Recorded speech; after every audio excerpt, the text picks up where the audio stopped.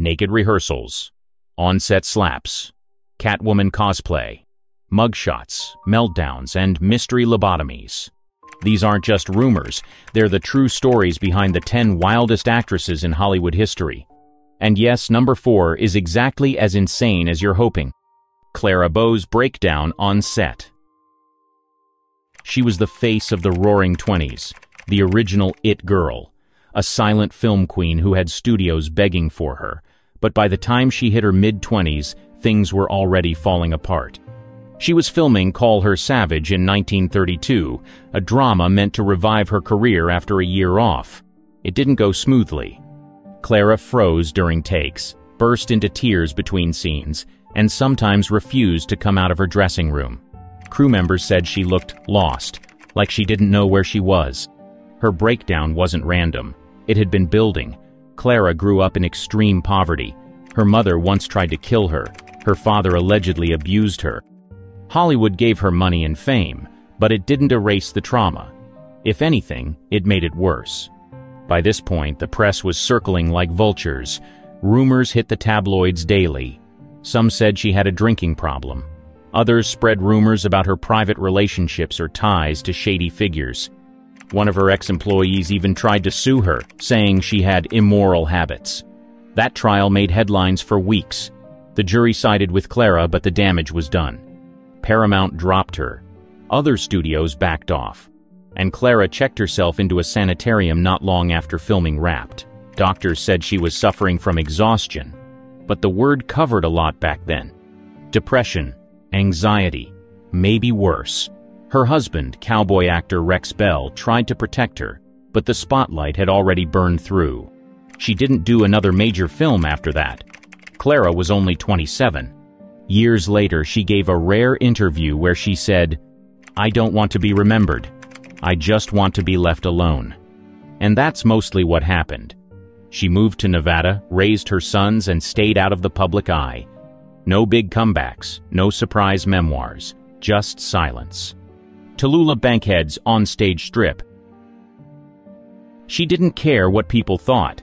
She never did. She drank too much, cursed like a sailor, and made reporters blush just by opening her mouth. And in 1933, during a live stage rehearsal, she pulled off her dress in front of the entire crew just to make a point. The play was The Laughing Woman. The cast wasn't connecting. The energy was off. So Tallulah, in classic Tallulah fashion, stepped forward, dropped her gown, and stood there. "Now," she said, "do I have your attention?" She had it. She always did. Born into Southern political royalty, her father was Speaker of the House. Tallulah rejected that life immediately. By her teens, she was already in New York, chasing Broadway. She smoked Lucky Strikes in interviews and once told reporters, "I only drink when I work. Fortunately, I work every day." Hollywood didn't know what to do with her. She was too brash, too open, too unpredictable. When she made the jump to film, producers tried to rein her in. Didn't work. On the set of Faithless, she openly mocked her co-star and changed lines mid-scene. She showed up late, hungover, or not at all. She openly talked about her bisexuality at a time when even the word gay was banned in scripts. "My father warned me about men and booze," she once said. But he never mentioned women and cocaine. She didn't care who was listening. Her private life was even louder. She hosted wild parties where naked swimming wasn't optional, it was expected. One of her favorite pranks? Sneaking into the men's room during galas just to check the plumbing. Censors tried to ban her. She laughed. Studio heads tried to blacklist her. She switched to theater. Nothing stuck. She was chaos in heels. And yet, she was wildly talented. When Alfred Hitchcock cast her in Lifeboat, critics praised her performance as dangerously good. She burned hot, fast, and without apology. No filter, no rules, just Tallulah. Hollywood wouldn't see another one like her. Judy Garland's studio drug spiral. By 1949, her name still sparkled in lights, but behind the scenes, she was falling apart. MGM had turned her into a star and then into a patient. She was 13 when the studio started her on pills. They wanted her awake at 5 a.m., skinny by noon, and filming all night. Pills to go, pills to stop, pills to keep smiling. By her early 20s, the effects were brutal. During The Pirate, she broke down repeatedly. She'd show up crying or not at all. During Easter Parade, she passed out on set. By the time she was cast in Annie Get Your Gun, the cracks were beyond repair. She arrived late or skipped call times completely. Makeup artists struggled to hide the physical toll. Crew described her as vacant and unsteady. MGM finally had enough. They fired her halfway through the shoot, their biggest star, just like that. Weeks later, Judy was hospitalized. The press called it exhaustion. That word didn't cover it. She was deeply depressed, chemically dependent, and overwhelmed. She'd recently separated from Vincente Minnelli and was trying to raise their daughter Liza while holding together a career on the edge. That same year, she was hospitalized after what was widely reported as a serious attempt to harm herself. Newspapers called it a misstep with glass. Friends said she left a note. It wasn't the last time. She was only 27. Judy's pain wasn't private. She performed with it, recorded albums with it, and still showed up to sing even when she could barely stand. Her voice stayed powerful, even when her body gave out. She once said, "If I'm such a legend, then why am I so lonely?" That line stuck. Sean Young in a Catwoman suit. In 1992, she pulled a move so outrageous it still circles Hollywood lore. When she didn't get the part of Catwoman in Batman Returns, she didn't call her agent. She showed up at Warner Brothers in a homemade black vinyl catsuit and demanded to speak to Tim Burton. She'd been passed over in favor of Michelle Pfeiffer. Sean didn't care. She wanted the role, and she wasn't subtle about it. She marched through studio halls in character, ready to pounce. No one knew if it was a joke, a breakdown, or a very bold audition. When she couldn't get in to see Burton, she went on the Joan Rivers show. Still in costume, she meowed, posed, and made her case live on television. "I'm just being creative," she said. But what followed wasn't a career boost. Around the same time, actor James Woods filed a restraining order against her.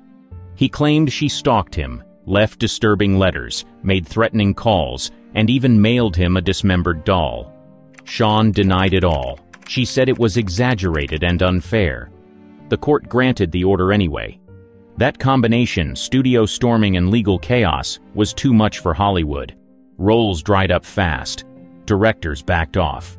Her reputation shifted from intense to unpredictable. It was a hard fall. Just years earlier, Sean had major roles in Blade Runner, No Way Out, and Wall Street. She was known for her sharp delivery, cool screen presence, and take-no-prisoners attitude. But in an industry built on image, she'd crossed a line you're not supposed to cross. She made execs nervous. Later, Sean said the industry blacklisted her for being outspoken. "I got punished for not playing the game," she told reporters. Maybe. Or maybe the stunts scared people.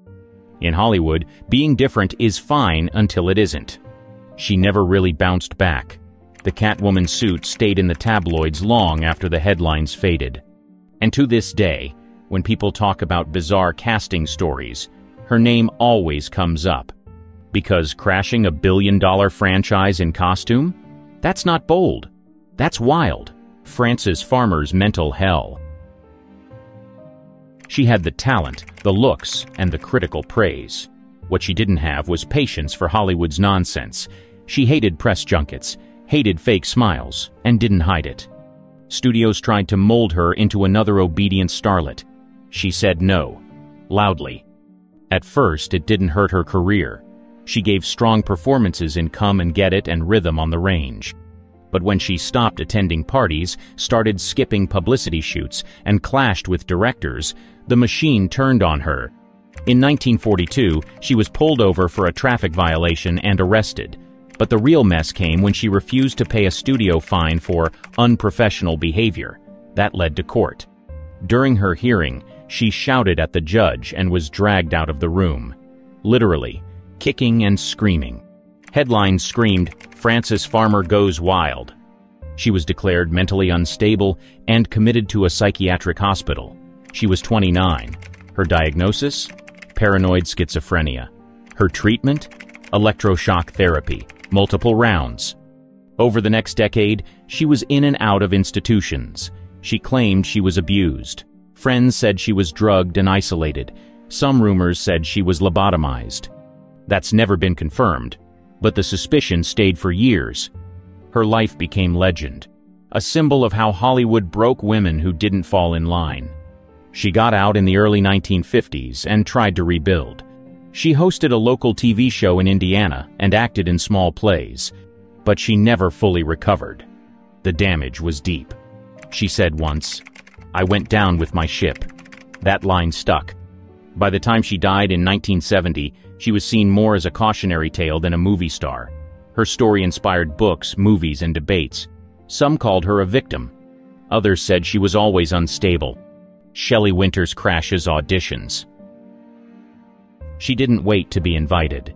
She walked into auditions whether she was called or not, and usually walked out with the role. That's exactly what she did in 1951 when she stormed the casting office for A Place in the Sun.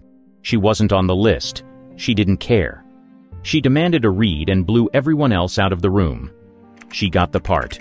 And later, an Oscar nomination. That was Shelley. Loud, sharp, completely unfiltered. She once said, "If you rest, you rust." She didn't rest much. Her career was a mix of classics and chaos. She won 2 Academy Awards, but it's what happened off camera that earned her a wild reputation. At parties, she'd show up in fur coats in 90-degree weather, drag other actresses out of the way and insult guests, then hug them 10 minutes later. She once threw her Oscar in the toilet during a party. It was in the way, she said. She told off directors, rewrote her own lines, and clashed with producers constantly. On the set of The Poseidon Adventure, she argued with the stunt team and nearly drowned during a take because she refused to fake anything. "I do my own dying," she told them. Despite the antics, she kept getting hired. Why? Because she was good. Really good. Shelley could flip from funny to furious in a single take.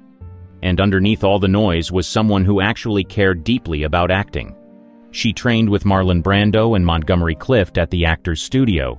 She read plays in her spare time. She taught younger actresses how to control a scene, not just perform it. But she never toned herself down. She never played sweet. She played real. Her autobiography? 400 pages. And that was just Volume 1. Brigitte Bardot's explosive fame exit. At one point, she was the most photographed woman in the world. The French actress was a global sex symbol by her early 20s, starring in films like And God Created Woman. Her look defined an era. But the price was high, and she paid it. By the late 1960s, Bardot hated the fame. Paparazzi stalked her everywhere. Fans broke into her house. She couldn't step outside without being mobbed. It wore her down. She started pulling away. Interviews became rare. Film appearances less frequent. She spoke openly about her depression, something few stars did back then. On her 39th birthday, she was found after a reported overdose and self-inflicted injuries. A friend found her in time. It wasn't the first time. She later said, "Fame was my prison," and she meant it. By 1973, she quit acting entirely. No farewell tour, no press conference. She vanished from the screen for good. Most actresses fade slowly. Not Bardot. She dropped everything and moved to Saint-Tropez, where she turned her mansion into a wildlife sanctuary. She started the Brigitte Bardot Foundation to protect animals, funding it with her own money and auctioning off personal belongings. Reporters still came looking for her. She chased them off her lawn with a hose.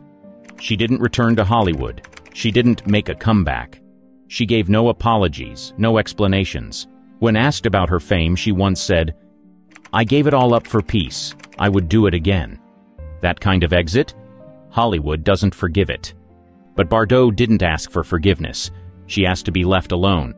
Faye Dunaway's on-set reign of terror. She had a reputation, and it wasn't for being easy to work with. By 1981, she had an Oscar under her belt, box office hits like Network and Chinatown, and the kind of power few actresses had. But when she took on the role of Joan Crawford in Mommy Dearest, something shifted. On paper, it should have been another triumph. A dramatic biopic, a meaty lead role, and a legendary Hollywood figure to portray. But the set of Mommy Dearest was a war zone. Crew members said Faye barked orders, demanded total silence, and wouldn't allow anyone to look her in the eye. Some said she refused to speak to co-stars off-camera. Others claimed she threw objects during tense scenes. And the slaps? Real. Faye didn't fake them. Director Frank Perry later said, Faye was possessed by Joan. Some believed it wasn't an act. Her behavior mirrored the very woman she was playing.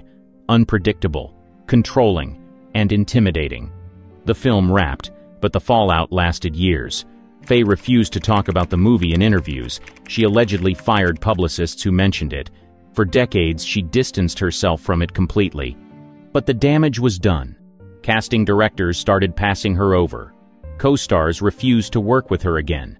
One producer called her the most difficult person I've ever met. It wasn't the first time. Even before Mommy Dearest, Faye clashed with directors. Roman Polanski called her impossible. Bette Davis, her The Disappearance of Amy co-star, said Faye had no manners and never learned the first thing about being a professional. Still, no one could deny her talent. She brought power to every frame. When she was locked in, she was electric. But when things went wrong, they really went wrong. Zsa Zsa slaps a cop. Glamorous, loud, and never without a fur coat or a one-liner. But in 1989, she made headlines for something no actress had pulled before, slapping a Beverly Hills police officer in the face. It started like a typical traffic stop. Zsa Zsa was driving her Rolls-Royce with expired registration. The officer pulled her over and asked for her license. She handed him a business card. Then, without warning, she smacked him across the face and drove off. She didn't get far. She was arrested, charged with battery, driving without a license, and possession of an open bottle of alcohol in the car. The court proceedings were chaos. Zsa Zsa treated the courtroom like a stage. She showed up in designer outfits, cracked jokes at the judge, and rolled her eyes when the charges were read. When asked if she regretted the slap, she said, "He deserved it, he was rude." The media went wild. Late-night hosts made her a punchline, but she leaned into the chaos. "I am a lady," she told reporters, "and ladies do not go to jail." She was wrong. She got 72 hours behind bars, 120 hours of community service, and a $13,000 fine. For someone used to red carpets and diamonds, jail was a sharp turn. She claimed the food was inedible, the beds uncomfortable, and the guards not my style. Still, the whole incident boosted her fame. She became tabloid royalty all over again. Not for a movie, but for a slap. A celebrity slapping a cop in broad daylight and turning the trial into performance art? That's something only Zsa Zsa could pull off. And she never apologized for it. Lindsay Lohan's full collapse. By 2007, she was no longer just a movie star. She was a walking headline. Once the face of Disney's golden age, Lindsay had shifted from Freaky Friday and Mean Girls to mugshots and courtrooms. Her fall wasn't quiet. It was public, messy, and constant. That year alone, she was arrested twice, both times for DUI. Both times, authorities reported finding illegal substances in the vehicle. She checked into rehab, got out, was arrested again. It became a cycle. Party, crash, vanish, apologize, repeat. At one point, she was wearing an ankle monitor at a Hollywood club while drinking Red Bull. Paparazzi followed her to gas stations and bathrooms. She crashed a Mercedes, got into fights at nightclubs, missed film shoots entirely. Studios started dropping her from projects. One producer said working with her was not worth the risk. She was sentenced to jail but served only 84 minutes due to overcrowding. The judge was furious, but the headlines were gold. Every appearance, courtroom, rehab center, and nightclub was documented like a red carpet. And still, she kept trying to come back. She released a music album, returned to acting, and promised the media she was clean and focused. But new charges kept piling up. Shoplifting accusations, probation violations, and rehab stints made it impossible for her to get back on top. Through it all, people kept watching, because Lindsay wasn't just another tabloid story. She was the first major internet-era celebrity meltdown. TMZ made her a daily feature. Her mugshots trended before trending was a thing. She later admitted, "I lost track of who I was." Her parents' public fights didn't help. Her father gave interviews bashing her. Her mother gave interviews defending her. The drama never left the house. She eventually moved overseas to escape the chaos. She's still rebuilding quietly this time. But 2007? That was rock bottom. A star raised in the spotlight pushed too fast and burned out in real time while the cameras kept rolling. And no one looked away. You know their names, but do you know their secrets? Joan Fontaine sabotaged her own sister's career. Veronica Lake's bad attitude got her blacklisted. Marlene Dietrich could end careers with a single phone call. These actresses weren't just famous, they were feared. And by the time you hear what they did, you'll never see them the same way again. Joan Crawford, a mother's nightmare. Joan Crawford had everything: Oscar-winning talent, leading lady status, and an image of elegance. Off-screen, a different story. The rumors about her strict and abusive nature weren't just industry whispers, they came straight from her own daughter. Christina Crawford's mommy dearest painted a brutal picture: emotional torment, physical punishments, and a terrifying obsession with cleanliness. That wire hanger scene? It wasn't just a dramatic touch for the book. Christina claimed Joan went into rages over minor infractions, once yanking her out of bed for using a non-padded hanger. Then there were the infamous nighttime inspections. Christina and her brother had to be spotless before bed or face the consequences. By the time Christina released her book in 1978, Joan had already passed. She couldn't defend herself, and her fans dismissed the claims as exaggerations. But for those who knew her best, the perfect mother image was just another Hollywood illusion. Bette Davis, Feuds and Fierceness.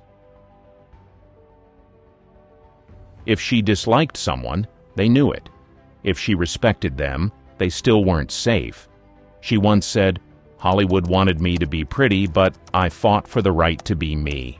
That fight often turned into a full-on battle with directors, co-stars, and anyone who got in her way. Joan Crawford was her favorite target. On the set of Whatever Happened to Baby Jane, Davis reportedly kicked Crawford so hard in one scene that she needed stitches. Crawford retaliated by adding weights to her costume so Davis would struggle to drag her in another shot. It wasn't just Crawford. Davis clashed with nearly every actress she worked with, including Celeste Holm and Miriam Hopkins. Off-screen, her personal life was just as turbulent. Her 4 marriages ended in disaster, and her relationship with her daughter, B.D. Hyman, ended in a tell-all book that painted Davis as a cruel and manipulative mother. Marilyn Monroe, the diva treatment. She wasn't known for being mean, just impossible to work with. Co-stars and directors learned quickly. Patience was mandatory. Lateness, forgotten lines, and emotional breakdowns turned every shoot into a waiting game. Billy Wilder, who directed her in Some Like It Hot, famously said, "She was a nightmare, but a dream on screen." That summed up the Monroe experience. Take after take, she botched simple lines like, "Where's the bourbon?" But when she got it right, no one could deny the magic. Co-stars weren't as forgiving. Tony Curtis compared kissing her to kissing Hitler, citing the endless delays and attitude shifts. Laurence Olivier, who worked with her on The Prince and The Showgirl, was so frustrated by her that he vowed never to work with her again. Katharine Hepburn, a force to fear. She didn't do small talk, didn't do Hollywood games, and definitely didn't do fake niceties. She refused to play by Hollywood's rules, dressing in men's trousers when women were expected to be in gowns and openly dismissing publicity stunts. When a columnist criticized her style, she responded by walking into the studio in her underwear, daring them to return her stolen pants. On set, she controlled every aspect of her performances, often challenging directors and ignoring stage directions. Spencer Tracy, her longtime partner, tolerated it, but others, like Humphrey Bogart, found her unbearable. When they worked together on The African Queen, Bogart called her a bossy schoolmarm and accused her of taking the fun out of filming. She clashed with John Barrymore on A Bill of Divorcement, openly questioning his ability to remember lines. Even respected director George Cukor admitted she was a handful. Hepburn had zero patience for actors she deemed beneath her. If she thought someone was untalented, she ignored them entirely. She made no effort to be liked, brushing off studio executives and turning down roles that didn't interest her. She even skipped the Academy Awards when she won, dismissing the whole thing as nonsense. Joan Fontaine, sisterly betrayal. The biggest victim of her ruthlessness? Her own sister, Olivia de Havilland. Their childhood was filled with tension, with Olivia allegedly bullying Joan and Joan fighting back by stealing roles, awards, and, at times, the spotlight. In 1942, their long-standing feud took center stage at the Academy Awards. Both were nominated for Best Actress, Olivia for Hold Back the Dawn and Joan for Suspicion. When Joan's name was called, she walked past Olivia and extended her hand. Olivia turned away. That moment solidified one of Hollywood's most infamous sibling rivalries. The hostility wasn't just personal, it bled into their professional lives. Fontaine allegedly undercut Olivia at every opportunity, rejecting joint appearances and downplaying her sister's achievements in interviews. Olivia, for her part, dismissed Fontaine as shallow and refused to acknowledge her publicly. When Joan passed away in 2013, Olivia didn't attend the funeral, marking the bitter end of their lifelong feud. Olivia de Havilland, the vengeful star. If Joan Fontaine was cold, Olivia de Havilland was calculated. She played the long game, whether it was battling studio executives or cutting people out of her life permanently. Her landmark lawsuit against Warner Brothers in 1943 was one of the biggest power moves in Hollywood history. At the time, studios controlled actors with ironclad contracts, extending them indefinitely through suspension penalties. De Havilland had enough. She took Warner Brothers to court, won, and reshaped the industry forever. But standing up to the studios made her powerful enemies, and she didn't care. That same attitude extended to her personal life. Her feud with Joan Fontaine wasn't just about professional rivalry, it was deeply personal. Fontaine won an Oscar for Suspicion in 1942, and when she approached de Havilland afterward, Olivia allegedly ignored her entirely. Years later, when Fontaine extended an olive branch, Olivia refused to respond. Their estrangement lasted for decades, and even in her 90s, she made it clear there would be no reconciliation. Lana Turner, A Life of Manipulation. Studio heads, lovers, even her own daughter, everyone around her played by her rules. With a single look, she could demand loyalty, silence critics, or turn any situation in her favor. Hollywood adored her glamour, but behind the scenes, her power plays were just as legendary as her films. Her most infamous scandal erupted in 1958. Turner had been entangled with Johnny Stompanato, a mob-connected thug with a violent temper. Their relationship was volatile, full of arguments, threats, and rumors of abuse. On the night of April 4th, it all escalated. Stompanato allegedly lunged at Turner in a rage. But before he could strike, her teenage daughter Cheryl plunged a knife into his stomach. The courts ruled it self-defense, but whispers spread through Hollywood. Some insiders believe Turner carefully shaped the narrative to protect her image, ensuring she remained the tragic victim, not the scandalized star. Jean Harlow, ruthless in the spotlight. Her platinum blonde hair and sultry smile made her Hollywood's golden girl, but behind the camera, she was playing an entirely different game. She wasn't just a star, she was a strategist, maneuvering her way to the top with precision. Harlow knew how to work the studio system, aligning herself with the right people and making herself indispensable to the men in charge. MGM executives adored her, not just for her on-screen appeal, but because she understood how to cultivate an image. She used relationships to secure roles, ensuring that she stayed one step ahead of her competition.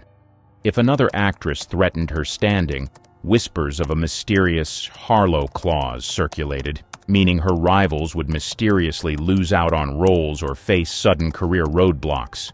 Her life was tragically cut short at just 26 due to kidney failure, but in her brief reign, Harlow cemented herself as a Hollywood power player who never let sentimentality stand in the way of success. Gloria Swanson, the self-serving icon. She wasn't just a silent film star. She was Hollywood royalty, and she made sure everyone knew it.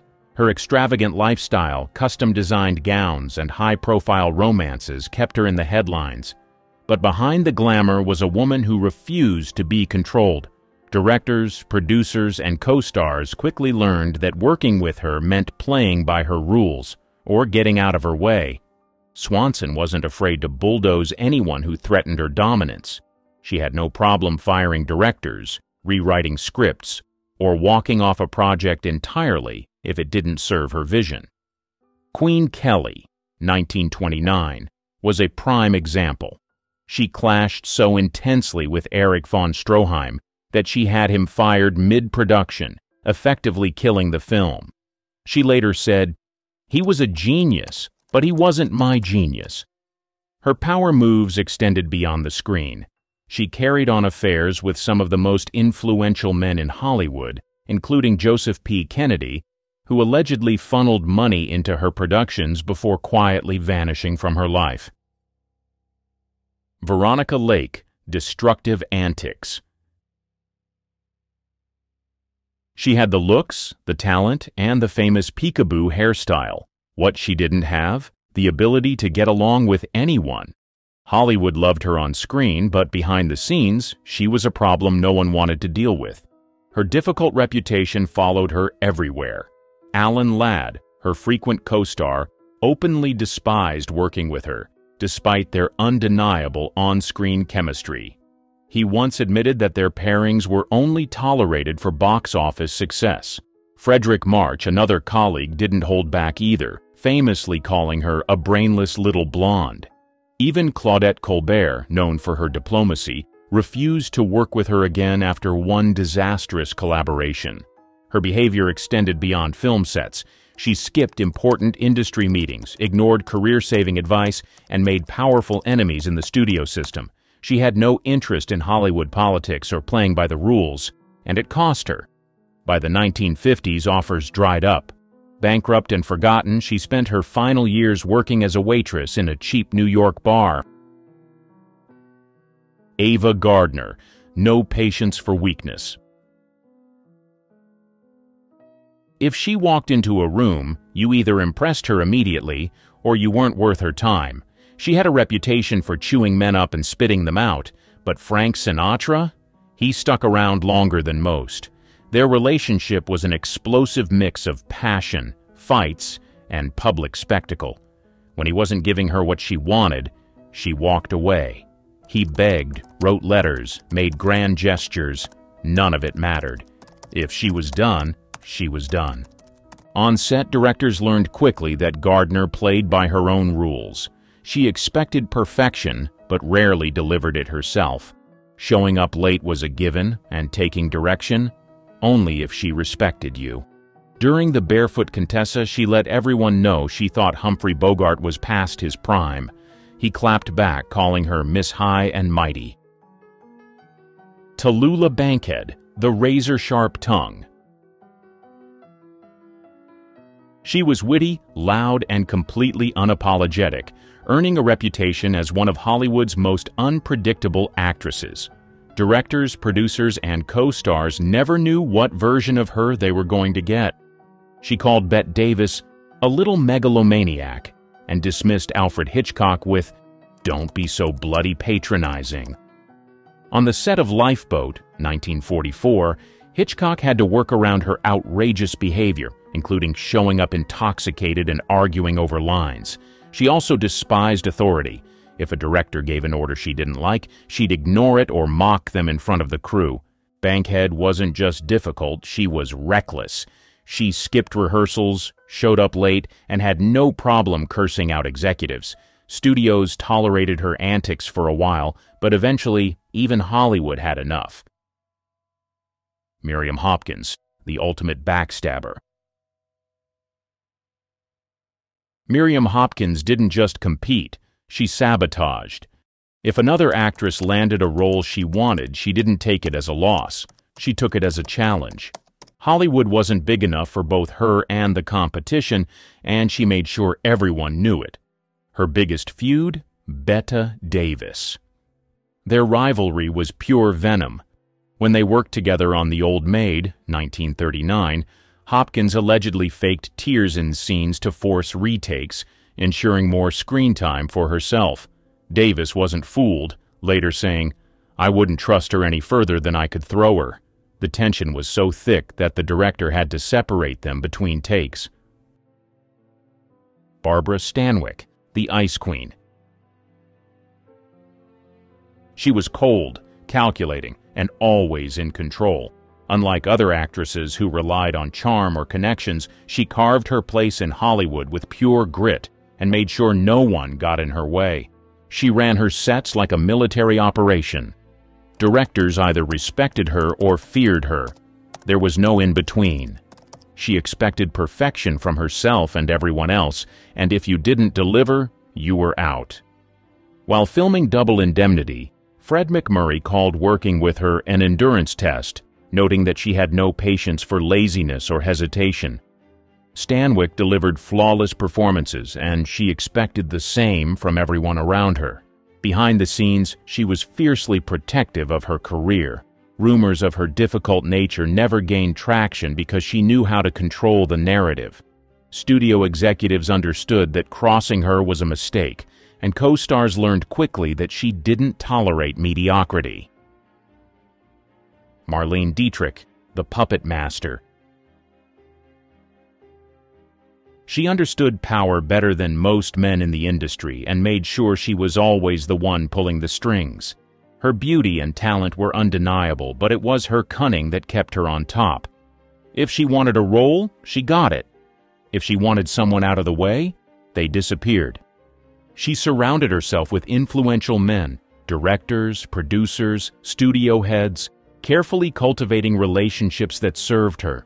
They weren't just lovers or colleagues. They were pawns in her long game. Josef von Sternberg, the director who helped launch her career, was completely under her control. He shaped her image, but when she was ready to move on, she left him behind without a second thought. Dietrich had no patience for competition. Once, after clashing with a co-star, she reportedly warned, "Your career will be over before you know it." And she meant it. Hedy Lamarr, a calculated careerist. While Hollywood fixated on her looks, she was always calculating her next move, making sure she stayed one step ahead of everyone else. Her entrance into Hollywood was no accident. She strategically aligned herself with the right people, impressing powerful studio heads who could make or break careers. MGM's Louis B. Mayer saw her as his next European starlet, but Hedy had conditions. She negotiated a better contract than most newcomers could dream of, proving she wasn't just another pretty face. Once she secured her place at the top, she made sure no one threatened her status. If another actress was gaining momentum, she found ways to outshine them. Studio executives catered to her, partly out of admiration, partly out of fear. If a director or co-star criticized her, she didn't just brush it off. She shut it down completely. As the industry evolved and her star began to fade, she refused to be seen as washed up. She severed ties with Hollywood, retreating from the spotlight rather than accepting smaller roles. Jane Russell, a mean streak behind the smile. Fans loved her no-nonsense attitude, but co-stars and directors often found her impossible to deal with. She spoke her mind without hesitation, even when it got her into trouble. She didn't just clash with directors, she outright defied them. If she thought a scene was beneath her, she'd push back. If she disagreed with a creative choice, she made sure her voice was heard, whether the crew liked it or not. This made working with her a constant battle of wills. Some directors admired her strong personality, but a second time. Russell also had strong opinions about her fellow actors, and she wasn't shy about sharing them. On the set of Gentlemen Prefer Blondes, she openly criticized Marilyn Monroe's work ethic, calling her a helpless child who needed constant reassurance. If Russell decided she didn't like someone, they were done. Susan Hayward, the firebrand. She wasn't one to suffer fools, and on set she expected everyone to work as hard as she did. Directors who hesitated on decisions or actors who flubbed lines often found themselves on the receiving end of her fury. She could go from composed to explosive in seconds. One director learned this firsthand when Hayward snapped, "If you don't fix this scene, I will." It wasn't an empty threat. She made sure things were done her way. Her intensity wasn't just limited to film sets. She was known for holding grudges, and if someone crossed her, they weren't getting a second chance. One actress reportedly lost a major role after Hayward made a few calls to the right people. She had the influence, and she wasn't afraid to use it. Many co-stars dreaded working with her twice. Once you were on her bad side, you were there for life. Zsa Gabor, the Queen of Insults. Hollywood's most famous socialite wasn't interested in being liked. She wanted to be worshipped. Born into Hungarian nobility, she carried herself like a queen, and anyone who failed to treat her accordingly became the target of her razor-sharp wit. She publicly feuded with actresses she deemed beneath her, brushed off directors who tried to give her serious roles, and once declared, "I deserve attention, not direction." Her behavior wasn't just confined to the film industry. She insulted reporters, threw shade at ex-husbands, and famously said of one failed marriage, "I am a marvelous housekeeper. Every time I leave a man, I keep his house." In 1989, after a Beverly Hills police officer pulled her over for an expired license, she responded by slapping him across the face. That led to a court trial where she showed no remorse. She was sentenced to 3 days in jail, which she treated as another Hollywood appearance. Ginger Rogers, the demanding perfectionist. She expected perfection, no exceptions. Whether it was a co-star, director, or cinematographer, if she felt they weren't matching her effort, she let them know, bluntly. Her most famous partnership with Fred Astaire produced some of the greatest dance sequences in film history. But behind the scenes, things were far from harmonious. Rogers insisted on extra rehearsals, nitpicked choreography, and wasn't afraid to push back if she thought Astaire was off his game. He later admitted their rehearsals were exhausting, saying she had an iron will under all that blonde hair. Her control didn't stop at dance.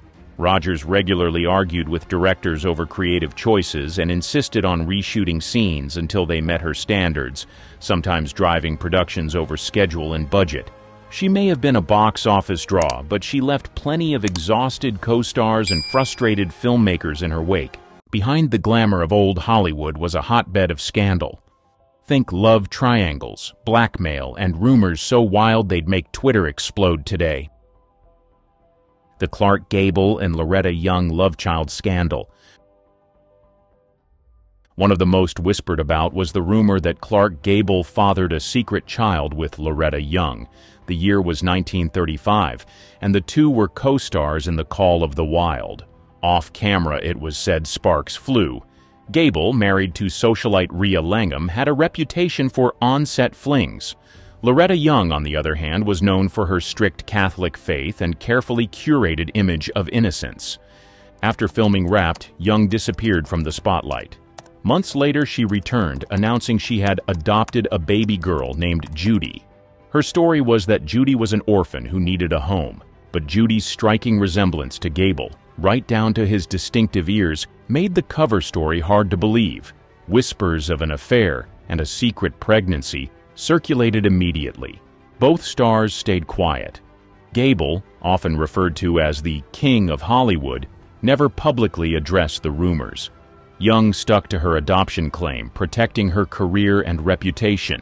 Insiders, however, hinted that Gable made secret visits to Judy, further fueling the speculation. MGM reportedly stepped in to bury the story, fearful of how it might damage its stars. For nearly 6 decades, the truth remained hidden. It wasn't until 1994 that Young, in a rare interview, confirmed what many had long suspected. Judy was her biological daughter, the result of what she described as a non-consensual encounter with Gable during the filming of The Call of the Wild. This shocking revelation cast the scandal in a far darker light, reframing what had been romanticized as an affair into a story of exploitation. The confession added complexity to both Gable and Young's public personas. For Judy, it ended a lifetime of rumors, but also exposed the darker side of old Hollywood. Joan Crawford's alleged blue movies.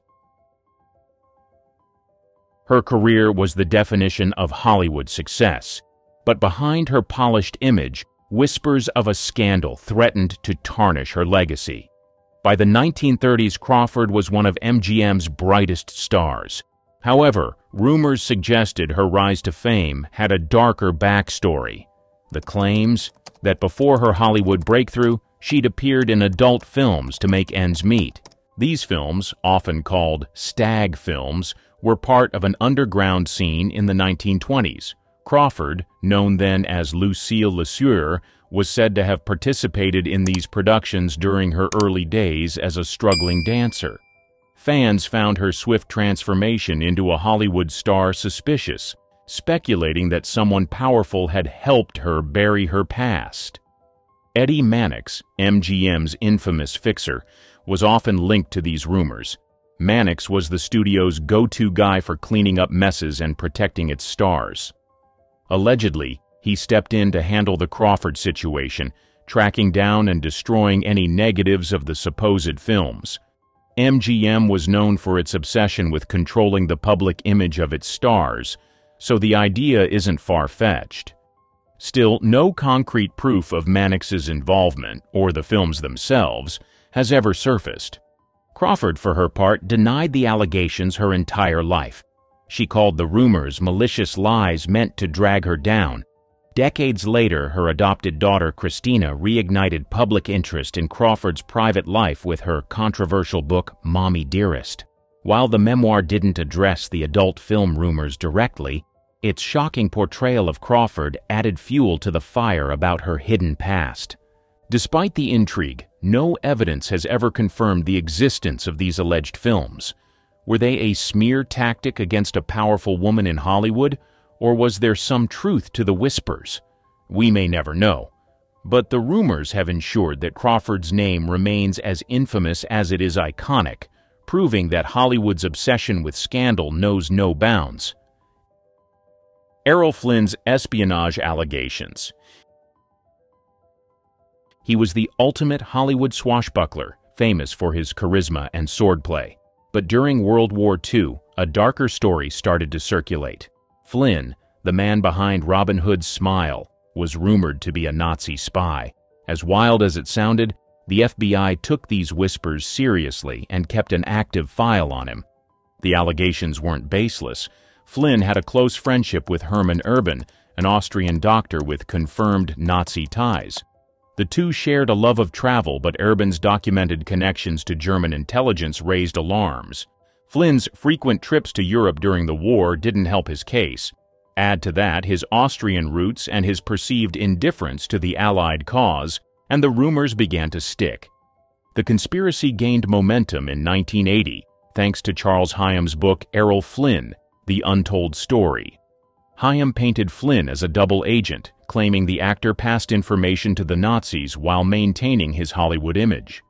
The book alleged Flynn's charm and international lifestyle made him the perfect spy. It also accused Flynn of using his Hollywood clout to help Erben and other Nazi sympathizers. But Hyam's claims were heavily criticized.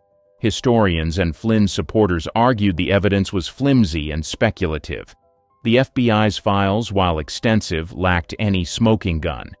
Flynn's defenders labeled Hyam's book a hit piece, accusing the author of exaggerating for shock value. Many believe the rumors were fueled by Flynn's reckless lifestyle rather than actual treachery. Despite the pushback, the damage was done. The mere suggestion of espionage left a stain on Flynn's legacy. Even today, the idea of Hollywood's most dashing hero harboring Nazi sympathies remains a tantalizing what if. So what's the truth?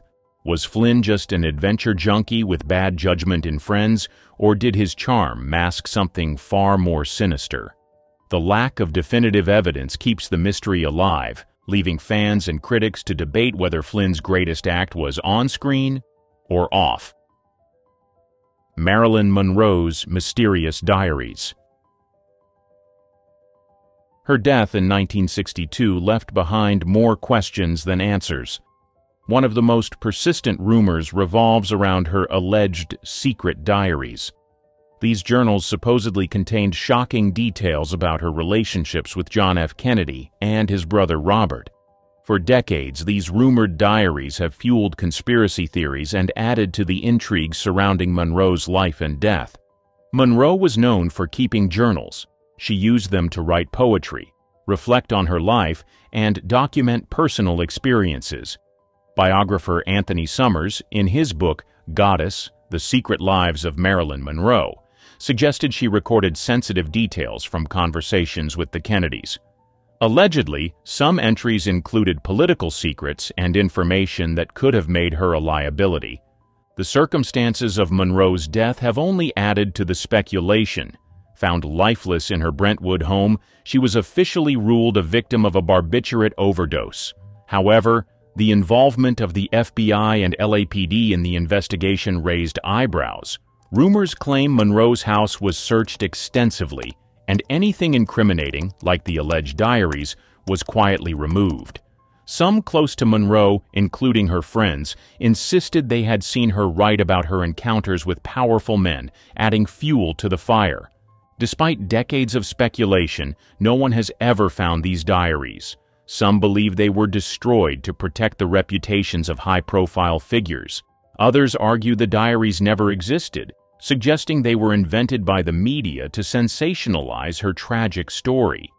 The lack of evidence hasn't stopped books, documentaries, and theorists from speculating about what they might have contained. Charles Chaplin's paternity battle. Charles Chaplin may have revolutionized film, but his personal life was often front-page news. By the 1940s, Chaplin was already a magnet for controversy, and the 1943 paternity suit filed by Joan Barry added fuel to the fire. Barry, a 22-year-old aspiring actress, claimed Chaplin was the father of her daughter, Carol Ann. The case quickly became a media frenzy, overshadowing Chaplin's cinematic brilliance. Barry's relationship with Chaplin had ended before her pregnancy, and he firmly denied fathering her child. He pointed to Barry's erratic behavior, stalking him, breaking into his home, as evidence of her instability. Still, her claims gained momentum, and the case went to court. In a bid to prove his innocence, Chaplin agreed to a blood test. At the time, this was cutting-edge science. The results were clear. Chaplin was not the biological father. But there was a catch. Under California law, blood tests were inadmissible in paternity cases. The jury ruled against Chaplin, ordering him to pay child support. The verdict caused public outrage, with many questioning the fairness of the decision. The scandal didn't stop in the courtroom. It gave Chaplin's enemies, including FBI Director J. Edgar Hoover, exactly what they needed to intensify their attacks. Hoover, who was already suspicious of Chaplin's political leanings, used the trial to paint him as both immoral and un-American. The FBI's campaign against Chaplin wasn't subtle. It added pressure to an already tense situation, leading to his forced departure from the U.S. in 1952. He relocated to Switzerland, where he spent the rest of his life. Despite the controversy, Chaplin continued making groundbreaking films, though the paternity case cast a long shadow over his later years. Judy Garland's alleged drug coercion. Judy's talent lit up the screen, but her life behind the scenes told a darker story. Her career, especially during her teenage years, has been heavily scrutinized for the alleged exploitation she endured under MGM's iron grip. Many believe the studio orchestrated her dependency on drugs to keep her working at an unrelenting pace. Garland was just 13 when she signed with MGM. While her voice was unmatched, executives cruelly criticized her appearance, labeling her the Little Hunchback. To fit Hollywood's rigid standards, she was subjected to harsh dietary controls. Reports suggest her meals consisted of black coffee, chicken soup, and diet pills, all closely monitored by studio staff. The most shocking claims involve amphetamines, pep pills, allegedly given to Garland to keep her energized for marathon filming schedules. During The Wizard of Oz, she was said to work up to 18-hour days, running on little more than these stimulants. To help her sleep, barbiturates were reportedly prescribed, creating a dangerous cycle of dependency. By adulthood, Garland's struggles with addiction were undeniable. Her personal life and career began to show the strain. She often spoke candidly about her experience with the studio system, saying, "They had us working days and nights on end. They'd give us pills to keep us on our feet long after we were exhausted, then knock us out with sleeping pills when the work was done." Her battles didn't stop there.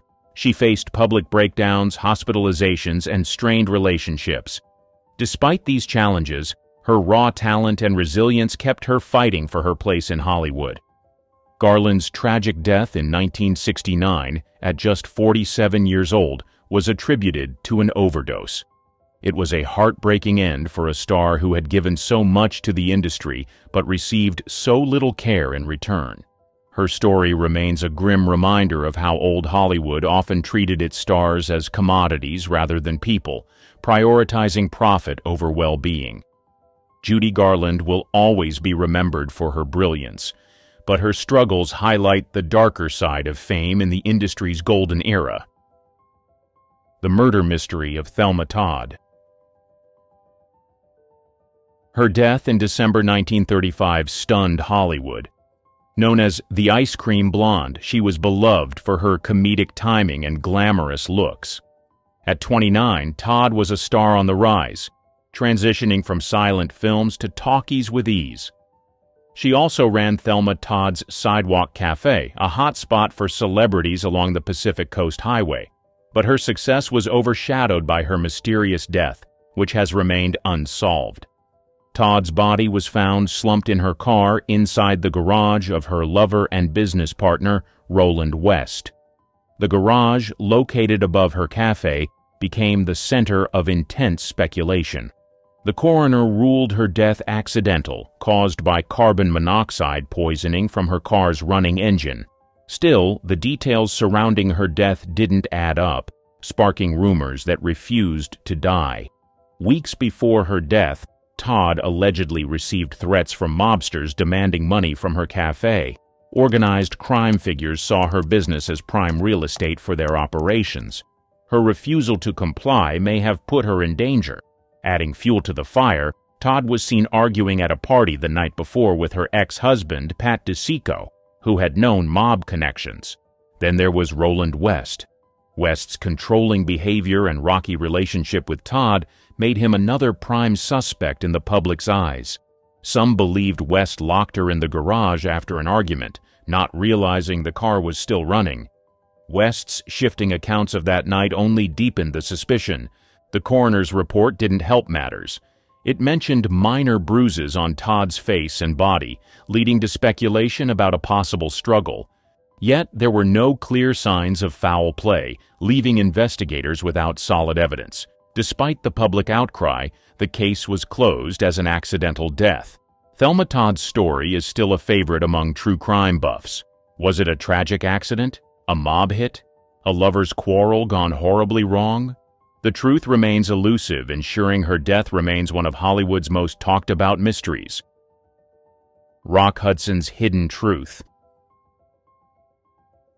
He had it all: looks, charm, and a career most actors could only dream of.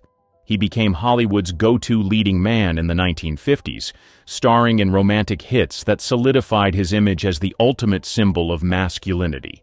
Fans loved him, studios relied on him, and his name alone could sell out theaters. But behind the perfectly polished exterior was a secret that Hollywood worked overtime to keep hidden.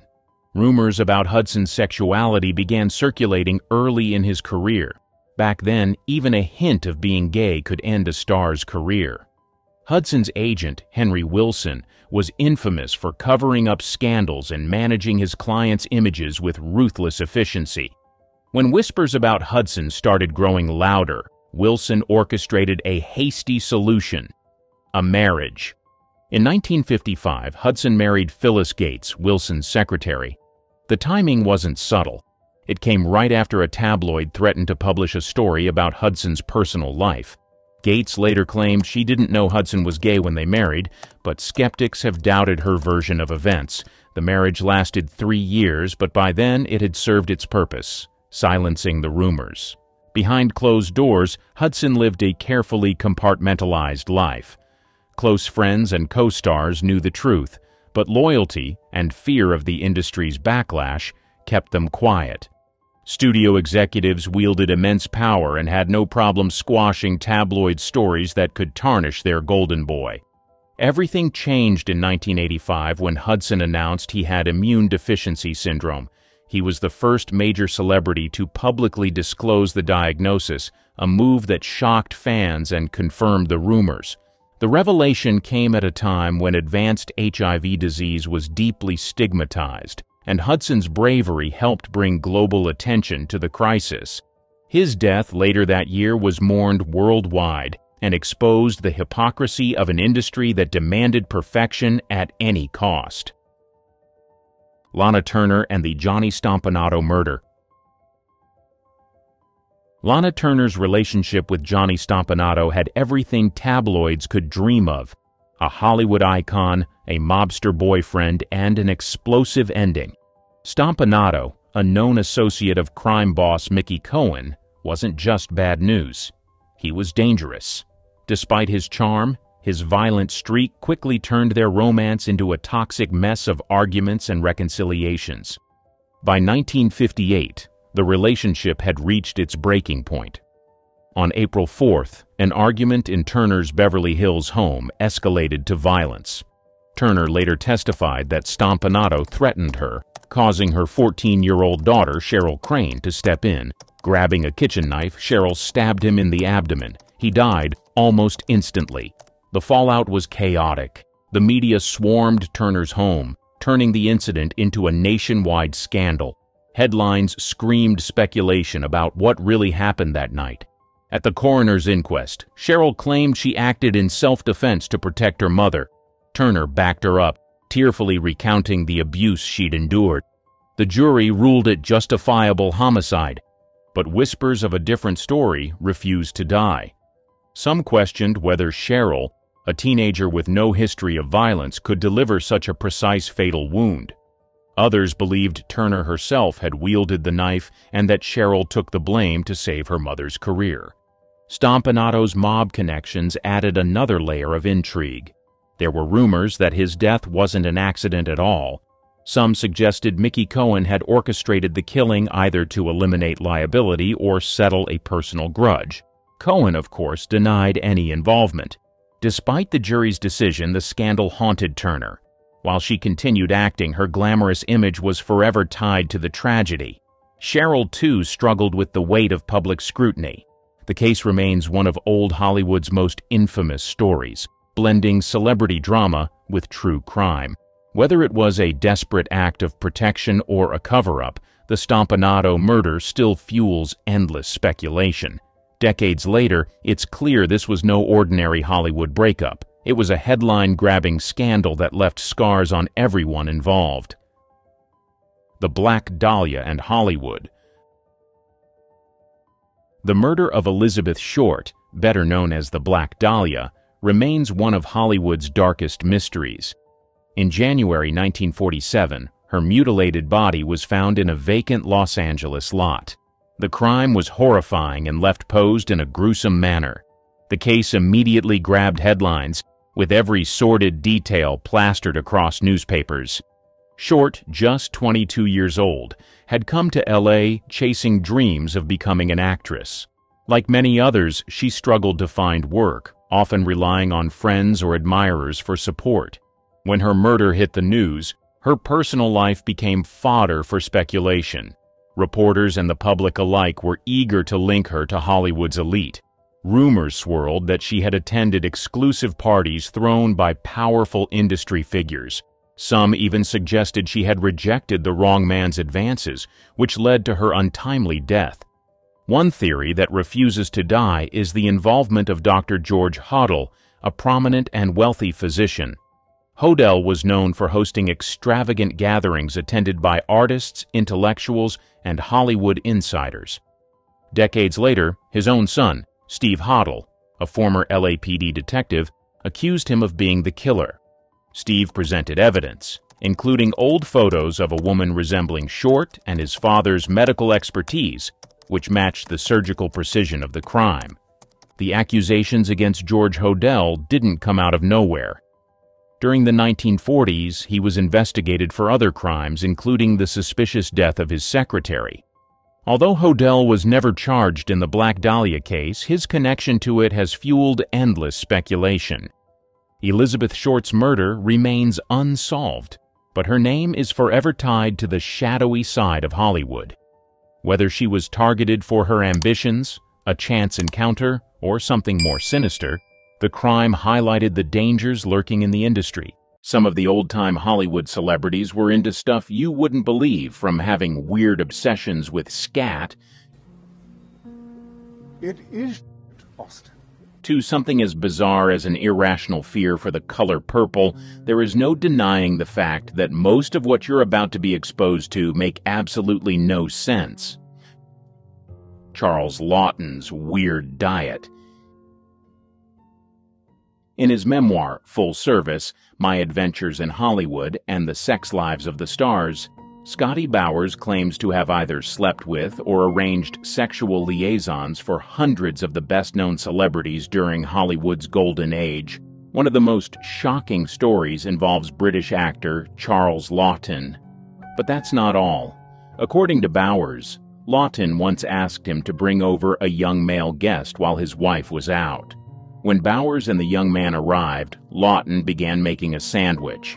He carefully sliced up lettuce and tomatoes, arranged them on sourdough bread, added a bit of lemon juice, and sprinkled some salt and pepper. This is where it gets interesting. After a few minutes of prep work, Laughton took the bread slices in one hand, picked up a pot with the other, and asked the young man to follow him into the bathroom. But what happened next will shock you. Here's what Bowers describes. Charles was the first to return. He put the plate with the bread slices on the kitchen table. I could see that the lettuce and tomatoes had been lightly smeared with a light brown substance. Seconds later, Ted appeared in the kitchen. His erection was gone, and he was looking decidedly sheepish, perhaps even a trifle embarrassed. I stared at him curiously, and he pulled a face, hoping that Charles wouldn't notice. He pointed at the bread slices on the plate and then lightly patted his backside. And then, believe it or not, Laughton ate the sandwich. Ronald Reagan's obsession with young virgins. Ronald Reagan is often remembered more for his political career than his time in Hollywood, but back in the 1940s and 50s he was one of Tinseltown's leading men. But that's not all. One of the most cringe-inducing rumors about Reagan's Hollywood days comes from his co-star in the 1950 drama Louisa, Piper Laurie. She claims that the future GOP icon took her virginity when he was 39 years old, and she was just 18. But what happened next will shock you. In her memoir, Laurie writes that Reagan first seduced her on the set of their film Louisa, where he played her father. At first, Reagan seemed like a true gentleman. He even asked Laurie's mother for permission to take her on a date. Sounds charming, right? But instead of the glamorous evening Laurie had imagined, Reagan took both her and her mother to his house, where he cooked hamburger steak and salad. This is where it gets interesting. After dinner, things took a strange turn. Reagan led Laurie back to the bedroom. According to her, the actor was an insensitive show-off in bed. He bragged about how long he'd been erect, 40 whole minutes, and how much his condom had cost. But that's not all. Laurie also recounts that Reagan was far from a considerate lover. Not only did he fail to pleasure her, but when she mentioned her lack of an orgasm, his response was harsh and critical. According to her, he said, "There's something wrong with you that you should fix." Howard Hughes's extreme obsession with hygiene. Howard Hughes, the brilliant yet enigmatic tycoon, had a mind that worked in extraordinary ways. His achievements in aviation, film, and business were nothing short of legendary.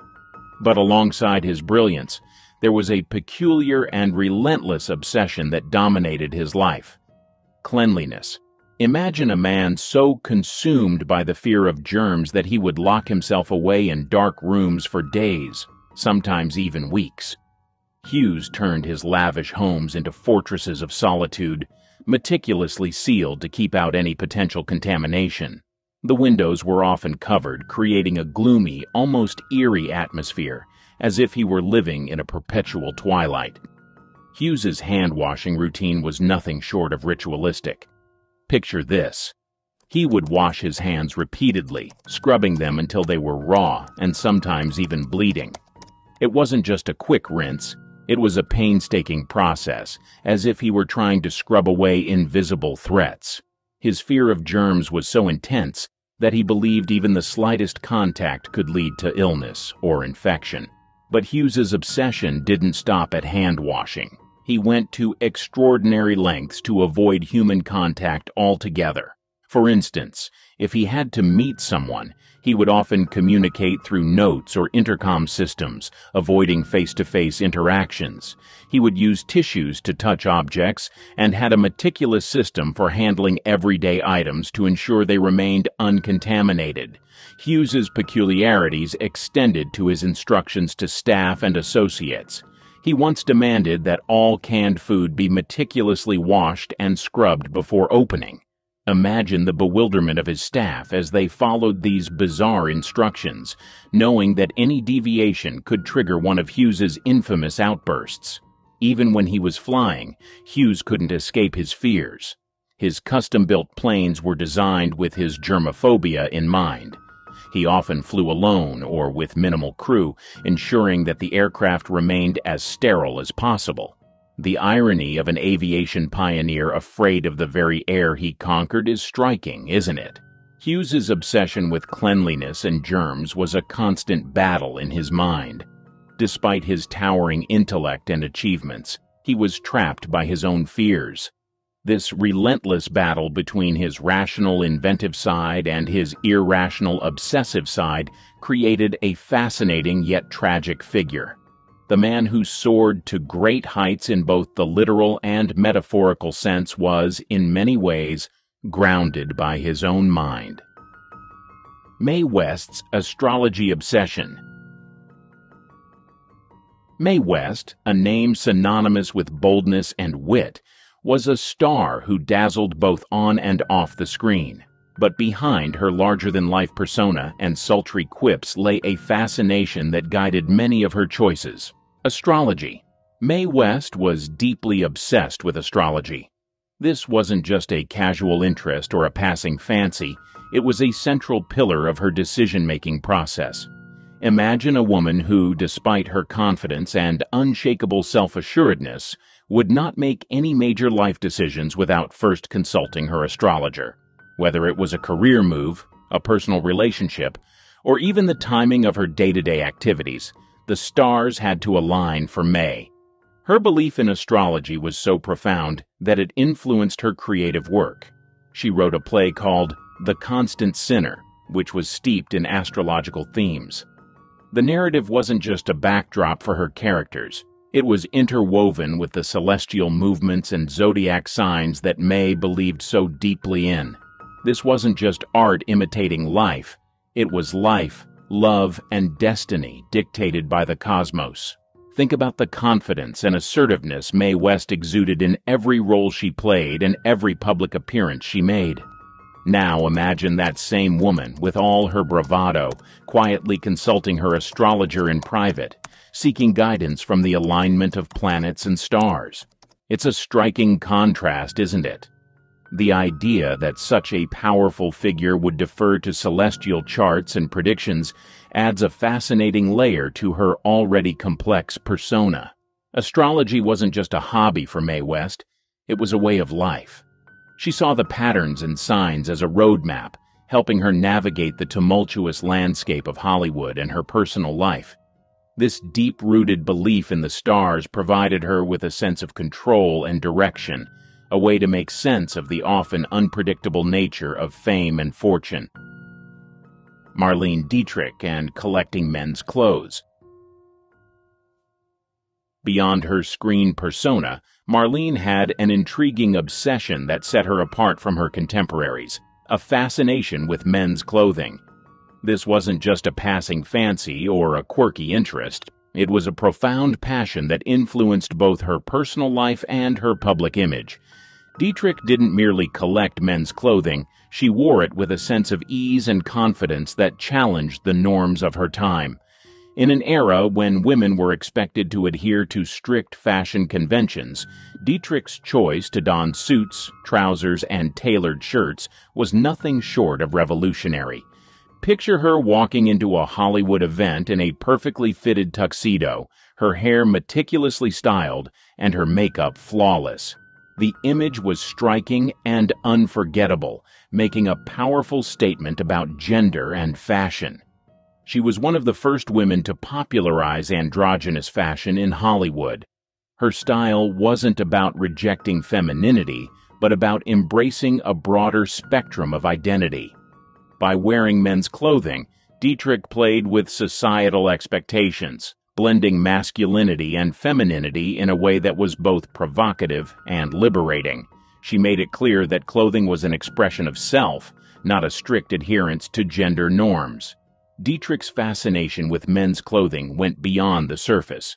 She appreciated the craftsmanship, the structure, and the way these garments allowed her to move and present herself. Collecting these pieces became a hobby, a form of self-expression, and a way to assert her individuality. Imagine her private wardrobe, filled with an array of perfectly tailored suits, each piece carefully chosen and cherished. Her influence extended far beyond her personal collection. Dietrich's androgynous style inspired countless designers and fashion enthusiasts, paving the way for future generations to explore and embrace non-traditional fashion choices. She wasn't just a style icon. She was a pioneer who challenged the fashion industry's rigid boundaries. Peter Sellers' obsession against the color purple. Most people have typical fears like heights, snakes, or spiders, but Peter Sellers, he had a bizarre terror of the color purple. Now, Sellers' eccentricity wasn't the lovable, bumbling kind he often portrayed in his roles. It was far more chaotic and disturbing, making him a difficult person to be around. On film sets, Sellers was infamous for his explosive outbursts. Imagine him in a fit of rage, yelling at his wives, smashing dishes, and even brandishing a shotgun to vent his anger. His tantrums didn't stop there. He clashed with directors and producers, despite their higher status, and would often get lower-level staff fired if they crossed him. His erratic behavior was compounded by his vague racism and intense superstitions. One superstition in particular involved the famed director Vittorio De Sica. While they were working on After the Fox, Sellers saw De Sica berate a script girl for wearing purple. The director ominously declared that purple was the color of death. This statement profoundly impacted Sellers, who became convinced that the color purple could kill. From then on, Sellers' fear of purple dominated his actions. Any time he encountered the color, he'd fly into a panic, throwing tantrums and insisting it be removed. This irrational fear added yet another layer of unpredictability to an already volatile personality, making life around him a constant challenge. Charlie Chaplin's obsession with younger women. Charlie Chaplin, the legendary actor, filmmaker, and comedian, known for his iconic character, the Little Tramp, also had a much darker side to his personal life. Beyond the silver screen, Chaplin's relationships were the subject of much controversy, largely due to his well-known obsession with very young women. This fixation shaped his personal and professional life in ways that continue to spark debate. Chaplin's first marriage was to Mildred Harris in 1918, when he was 29 and she was just 16. Their relationship began when Harris was only 15, highlighting the significant age difference and Chaplin's preference for much younger partners. The marriage was short-lived, lasting only 2 years, but it set a precedent for Chaplin's future romantic endeavors. Following his divorce from Harris, Chaplin embarked on a series of relationships with teenage girls. His second marriage was to Lita Gray, who was 16 when they started their relationship and 18 when they married in 1924. Chaplin was 35 at the time. Their union was fraught with difficulties from the start. Gray's youth and inexperience clashed with Chaplin's controlling nature, leading to a tumultuous relationship that ended in a highly publicized and acrimonious divorce. The divorce proceedings revealed many sordid details about Chaplin's behavior, further cementing his controversial reputation. Despite the scandal, Chaplin continued to pursue young women. His third marriage was to Paulette Goddard, a rising star in Hollywood, who was 21 when they met, and Chaplin was 47. Though their marriage was kept relatively private and the age gap was not as stark as in his previous relationships, the pattern of significant age differences persisted.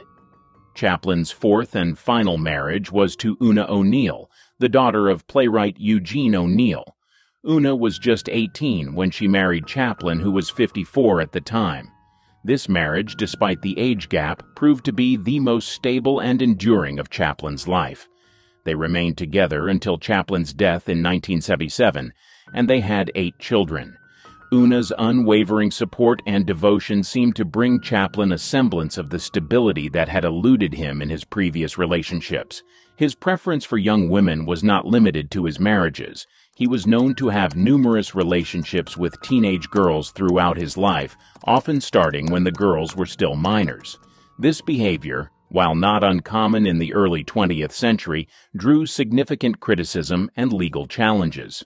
In one notable case, Chaplin faced a paternity suit from actress Joan Barry, who was 23 years younger than him.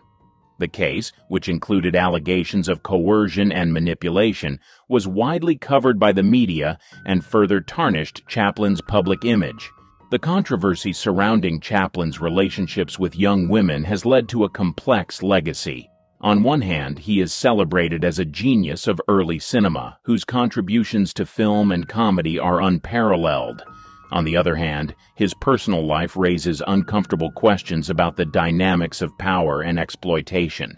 Chaplin's behavior reflects the broader societal attitudes of his time, where older men often pursued younger women, sometimes with dire consequences. Gloria Swanson's obsession with health and fasting. Gloria Swanson, one of Hollywood's most glamorous and enduring stars, was not only known for her striking beauty and acting prowess, but also for her intense dedication to health foods and fasting. Decades before the wellness industry became mainstream, Swanson was a pioneer in the realm of health and nutrition, turning her lifestyle into a fervent obsession that shaped her daily routines and public persona. Swanson's journey into the world of health foods and fasting began at a time when processed foods were becoming increasingly popular in America. Rejecting this trend, she delved into natural and organic eating habits, believing that what she consumed had a direct impact on her overall well-being and longevity. Her approach to diet was meticulous and uncompromising. She scrutinized every ingredient, ensuring that her meals were not only nutritious but also free from any artificial additives or preservatives. Her commitment to healthy foods extended beyond just eating organic produce. Swanson embraced a diet rich in raw vegetables, fruits, nuts, and seeds, long before such dietary choices became fashionable. She was particularly fond of juicing, often preparing fresh vegetable and fruit juices to maintain her energy and vitality. This dedication to a clean diet was not merely a fad for Swanson. It was a deeply ingrained lifestyle choice that she believed was essential for sustaining her health and beauty. In addition to her strict dietary habits, Swanson was a firm believer in the benefits of fasting. She would often embark on long fasts, abstaining from food for extended periods to cleanse her body and mind. These fasts were not just about physical health. Swanson saw them as a way to achieve mental clarity and spiritual renewal. Her fasting routines were rigorous, sometimes lasting several days, during which she would consume only water or freshly squeezed juices. This practice was unconventional and even controversial at the time, but Swanson was unwavering in her belief in its benefits. Swanson's obsession with health foods and fasting was also evident in her social interactions and public appearances. She often spoke about her dietary practices, sharing her knowledge and experiences with others. She became an advocate for healthy living, encouraging those around her to adopt similar habits. Her influence extended to her close circle of friends and colleagues in Hollywood, many of whom were inspired by her dedication and began to explore healthier lifestyles themselves. Her commitment to health was not without its challenges. Swanson faced skepticism and criticism from those who viewed her practices as extreme or unnecessary. However, she remained steadfast, confident in the knowledge that her choices were beneficial. Her dedication to health and wellness was a testament to her discipline and determination, qualities that also defined her illustrious career. Swanson's approach to health was holistic. She believed in the interconnectedness of physical, mental, and emotional well-being. This belief guided her lifestyle choices, from her diet and fasting routines to her emphasis on regular exercise and stress management. She practiced yoga and meditation, long before these practices became popular in the West, as part of her daily regimen to maintain balance and harmony in her life. Her obsession with health foods and fasting also influenced her work. Swanson often took on roles that reflected her personal beliefs, portraying characters who embodied strength, resilience, and a sense of well-being. Her off-screen persona, as a health-conscious and disciplined individual, became an integral part of her public image, distinguishing her from many of her contemporaries. In 1921, a young actress named Virginia Rappe died under mysterious circumstances at a party hosted by silent film star Roscoe "Fatty" Arbuckle. This controversy was just the beginning. For over a century, Hollywood has been a breeding ground for disturbing rumors that turned out to be all too real. Today we're pulling back the curtain on Tinseltown's darkest truths, the casting couch, early Hollywood's open secret. The term casting couch emerged in the 1920s, referring to a troubling practice where influential men took advantage of aspiring actors for inappropriate favors in exchange for roles. Louis B. Mayer, co-founder of MGM Studios, was notorious for this behavior. Mayer held private meetings with young actresses, often leading to uncomfortable situations. In 1935, dancer Patricia Douglas attended an MGM party where she was reportedly a victim of misconduct by a studio salesman. Despite filing charges, the case was quickly buried. Joan Crawford, who started her career in the 1920s, spoke about her experiences years later. "I never slept with a man I didn't want to. No one ever made me do anything I didn't want to do." However, Her words hinted at the pressures faced by many actresses. Marilyn Monroe once said, "Hollywood is a place where they'll pay you $1,000 for a kiss and 50 cents for your soul." This quote reflects the industry's moral bankruptcy. In 1937, child star Shirley Temple, then 9 years old, was inappropriately approached by MGM producer Arthur Freed. When she laughed at him, Freed reportedly exposed himself. Temple's mother quickly removed her from the situation. The silent film era saw its share of scandals too. The Fatty Arbuckle case in 1921 shocked the nation when actress Virginia Rappe died after a party at his hotel. Though Arbuckle was eventually acquitted, the incident shed light on Hollywood's darker side. By the 1930s, the Hays Code was introduced to clean up Hollywood's image. However, behind closed doors, the exploitation continued. Judy Garland's studio-enforced diet pills. Her road to stardom was paved with studio control and dangerous health practices. MGM signed Garland at 13 in 1935. From the start, studio head Louis B. Mayer criticized her weight, calling her "my little hunchback." By 1938, during the filming of Love Finds Andy Hardy, 16-year-old Garland was put on a strict diet. Studio doctors prescribed Benzedrine and amphetamine for weight loss and seconal barbiturate to help her sleep.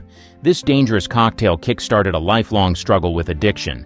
Garland's daily meal often consisted of just soup, black coffee, and 80 cigarettes, along with the prescribed pills. During the filming of The Wizard of Oz in 1939, the studio wanted her to lose more weight. She was 17 and weighed 94 pounds. In 1943, while filming Girl Crazy, Garland collapsed on set multiple times due to exhaustion and malnutrition. The studio's response was to give her a brief rest before pushing her back to work.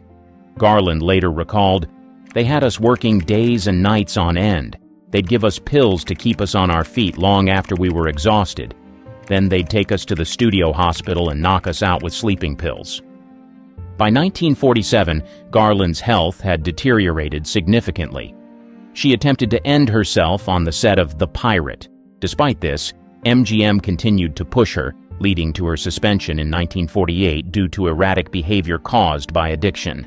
"I was in the studio system for 15 years and I thought they were going to kill me," Garland said in a 1967 interview.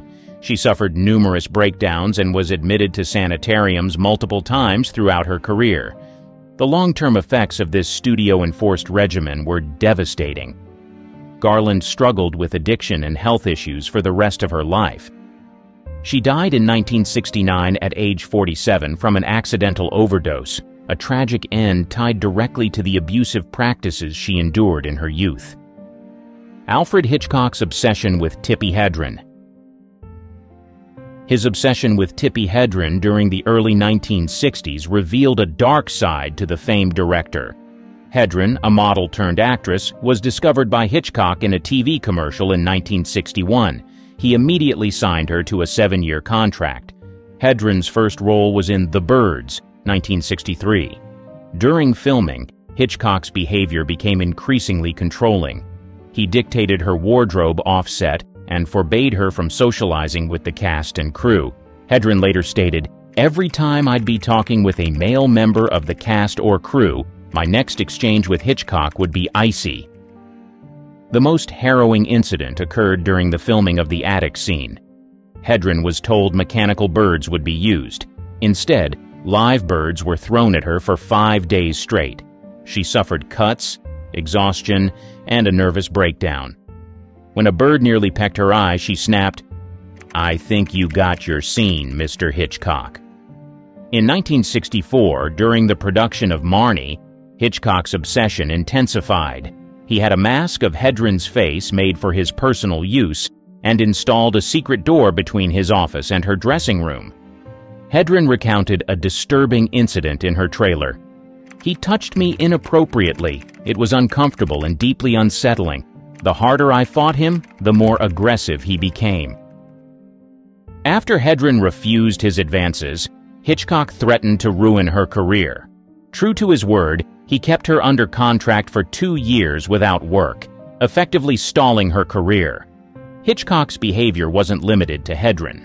Actress Diane Baker, who co-starred in Marnie, observed, "I saw Hitchcock verbally abuse Tippy and I was shocked." In 1966, Hedren finally broke free from her contract with Hitchcock. However, the director's influence in Hollywood made it difficult for her to find work. She later said, "He ruined my career, but he didn't ruin my life." Hedren kept silent about these experiences for decades, only speaking out in detail in her 2016 memoir, Tippy.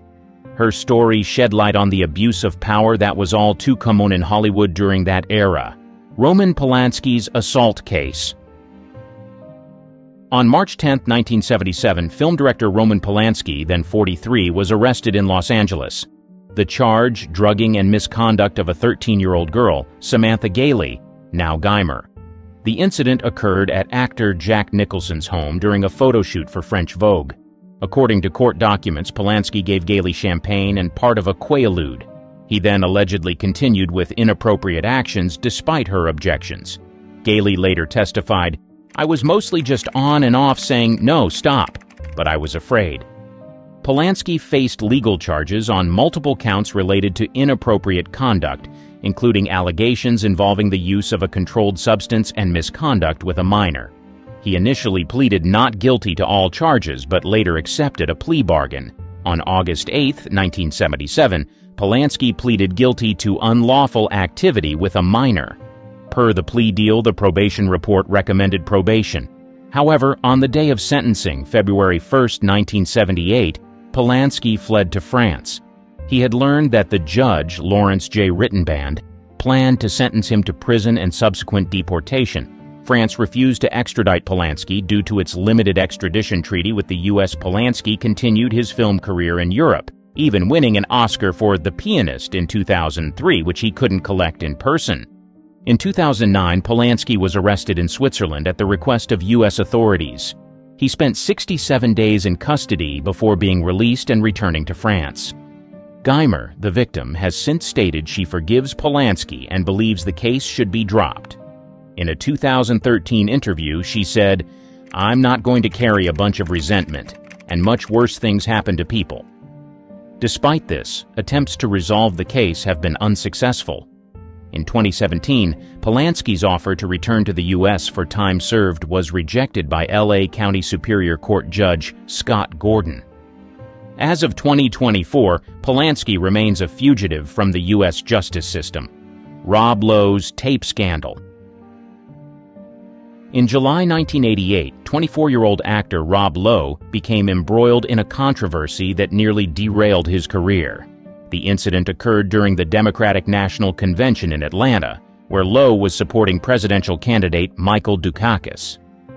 On the night of July 17th, Lowe met two young women at a bar and brought them back to his hotel room.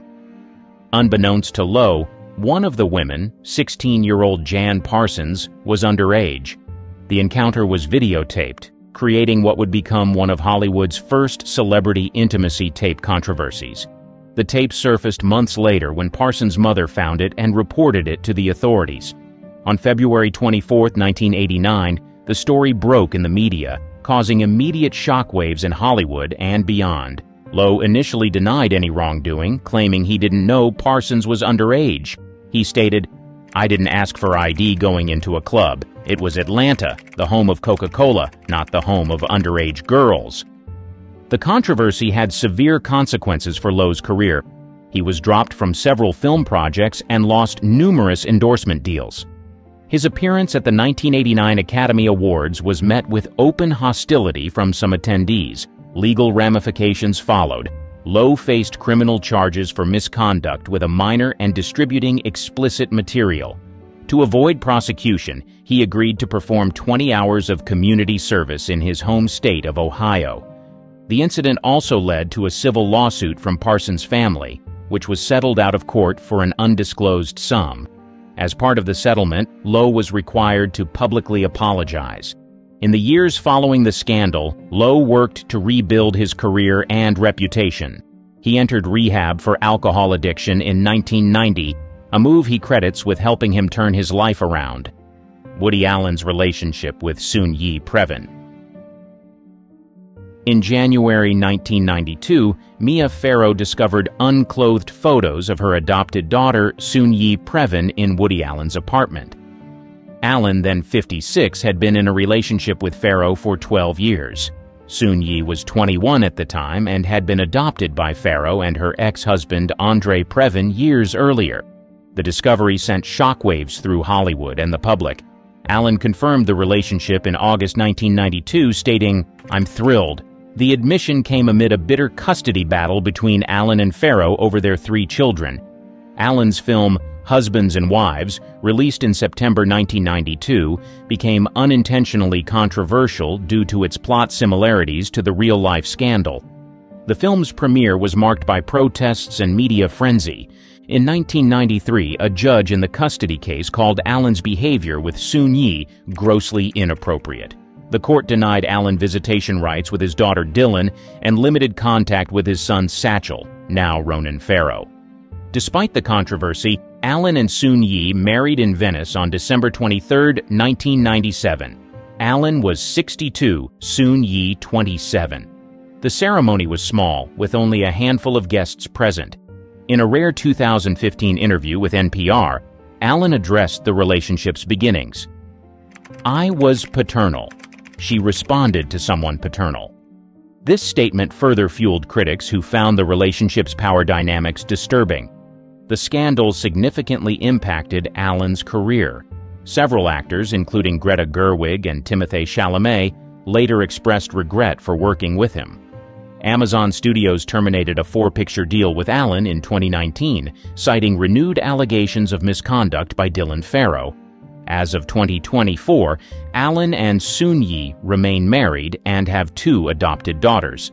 The controversy continues to spark debates about power, consent, and morality in Hollywood relationships. R. Kelly's illegal marriage to Aaliyah.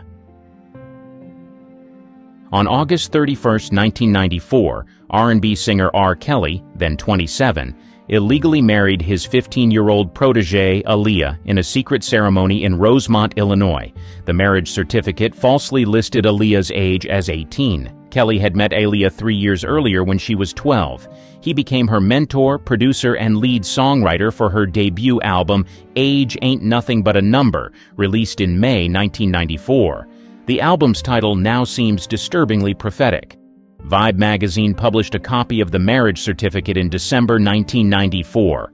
The revelation sparked immediate controversy. Aaliyah's family was reportedly furious and moved quickly to have the marriage annulled in February 1995. Kelly's former tour manager, Demetrius Smith, later admitted to obtaining a fake ID for Aaliyah. In the 2019 documentary Surviving R. Kelly, Smith stated, "I was in the room when they got married. I'm not proud of that." Both Kelly and Aaliyah initially denied the marriage. In a 1994 interview, Aaliyah said, "I'm not married. That's all there is to it." She maintained this stance until she died in a plane crash in 2001. The illegal marriage came to light again during Kelly's 2019 arrest on federal charges. Prosecutors alleged Kelly bribed a government official in Illinois to create a fake ID for Aaliyah. In 2021, during Kelly's exploitation trial, a witness testified that Kelly married Aaliyah because he believed she was pregnant with his child. The marriage would have protected Kelly from charges. Kelly was ultimately convicted on all 9 counts against him, including racketeering and exploitation. The illegal marriage to Aaliyah was a key part of the prosecution's case. Harvey Weinstein's decades of serious misconduct. On October 5, 2017, the New York Times published an exposé detailing nearly 3 decades of coercion allegations against Hollywood producer Harvey Weinstein. The article, by Jodi Kantor and Megan Twohey, cited interviews with numerous women in the film industry. Among the first accusers were actress Ashley Judd and former Weinstein employee Laura Madden. Judd recounted a 1997 incident where Weinstein invited her to his hotel room and asked for a massage. Madden described similar experiences in the early 1990s. The article revealed that Weinstein had reached at least 8 settlements with women who accused him of unwanted physical contact and advances.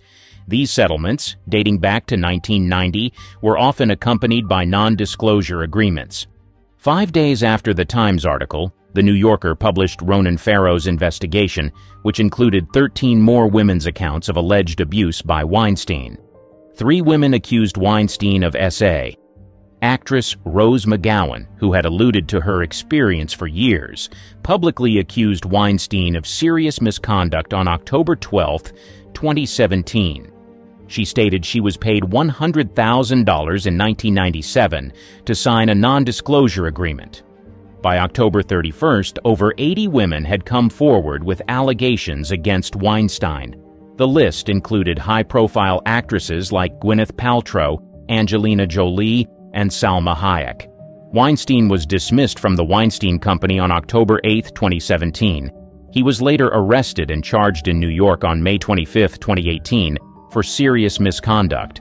On February 24, 2020, Weinstein was found guilty of 2 serious offenses and sentenced to 23 years in prison. Bill Cosby's serial assaults. For decades, Bill Cosby was known as America's dad, beloved for his role on The Cosby Show.